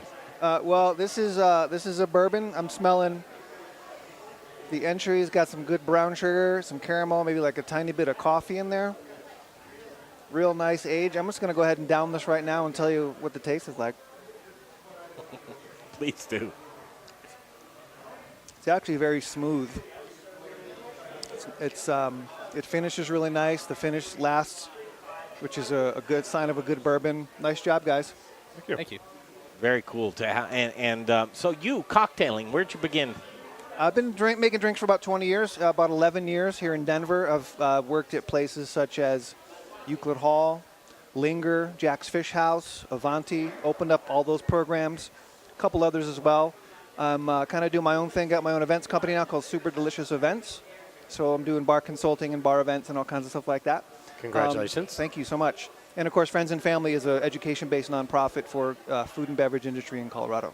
Let me just say you do a great job with Thank you. I appreciate that. And let me ask, Kevin, because I'm curious, when you taste something, do you break it down into different categories in your own mind, in your own mouth? Is it obviously the nose, Nose, the finish. How true it is to type, for example.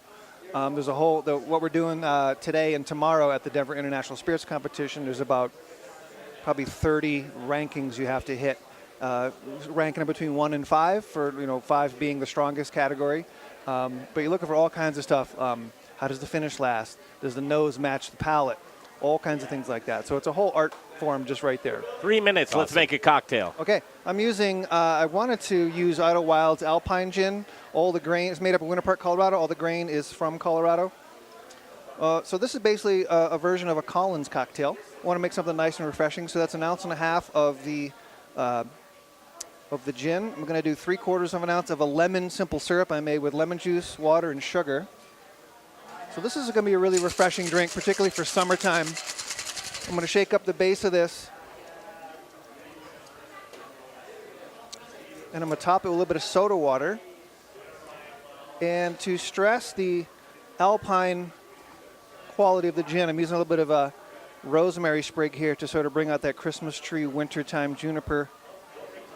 What's up with gin? It's making a comeback, or is what? It is, particularly in Europe. To be honest with you, Spain there's gin bars all over Spain, for example. But I think everything, gin's been around forever, and it's going to be around forever.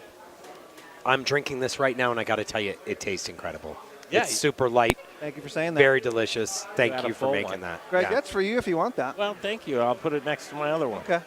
I had one earlier, and I will say that the rosemary really complements the gin nicely. We've got some earthier botanicals in there, and the rosemary just truly brings that out. It's interesting you say that, Jeff. I've been muddling it a little bit with my drink wire stir stick here. Kevin, do you help people develop bar programs? I do. So I'll do anything from event consulting. So if you want to do a beer fest or a music festival, so my company, Super Delicious Events, will do anything from a wedding to a beer fest to a New Year's Eve party to a wedding, all kinds of stuff like that. So if it's got beverages involved, I'd like to be involved. What's your favorite spirit to play with? I'm a whiskey guy. My mother's from Ireland. Whiskey is in my blood. So whiskey is where I'm at. Old-fashioned or Manhattan? Probably old-fashioned. It's the classic cocktail, the perfect recipe. Do you muddle or not? Interestingly enough, no. But I did 10 years bartending in Minnesota, and that's a very Midwestern thing where you muddle the fruit and top it with brandy and top it with either Sprite or soda water as a brandy base. So there's kind of some regional variations to that cocktail. Yeah. But I tend to get away from that. I like a cleaner cocktail that drinks real clean. Guys at Idlewild, how do you develop cocktails for your tasting room? I'm assuming you do. We do. So we've got a full bar program, obviously. We can bring in stuff like Amaros, vermouths, stuff that a lot of distilleries cannot bring in. Jake actually worked as our bar manager First for a of while. all, that's a big deal. Yeah. That's a big deal to have that type of license. Broadens your cocktail spectrum so much. Absolutely. Being able to bring in those classic liqueurs and things that you'd want to have behind the bar that you might not be able to necessarily make yourself, because we have such a big portfolio already. And, clearly we'd love to do our own vermouths and our own Amaros and things like that, but down the road maybe. Who's this young lady that's been just listening? She seems that's Mom. She's such a great job in the community of people that you have together at Idlewild. I'm ashamed that I haven't been there yet, but I can tell you, you'll say, Greg, please go home, because it's going to be my next stop. And Winter Park, Colorado is where you can find these guys at Idlewild. I got to thank you so much for joining us this evening at Studio Kitchen, Colorado. What do you think of the studio? Oh, it's beautiful. Yeah, this is an awesome event. What you guys are doing here is really cool. Coming together every Thanks Saturday. for coming down. It's like Really, a movie. thanks for Appreciate you coming having down. us, yeah. Kevin, I want to emphasize friends and family. It's a private Facebook group, but who could go and be in that group? It's basically a group for the food and beverage industry in Colorado. So the core of it is restaurant employees, so front and back of house. That's the core, but anyone who really touches the food and beverage industry, suppliers, if you make beer, if you're a distiller, if you blend tea, if you make kombucha, if you're a sales rep, anyone who touches that industry is welcome in the group. Just type it in with Friends your and little family. fingers. Friends and family. Yes. Thank you so much. Real quick, Greg, Kevin a big Galaba. shout out our friends at Crush Pizza, 4th anniversary. Happy anniversary. Happy you guys anniversary are to great. Jason Thanks over for there. everybody being here tonight. That's it. We'll be back here next week from Studio Kitchen, Colorado. Yeah.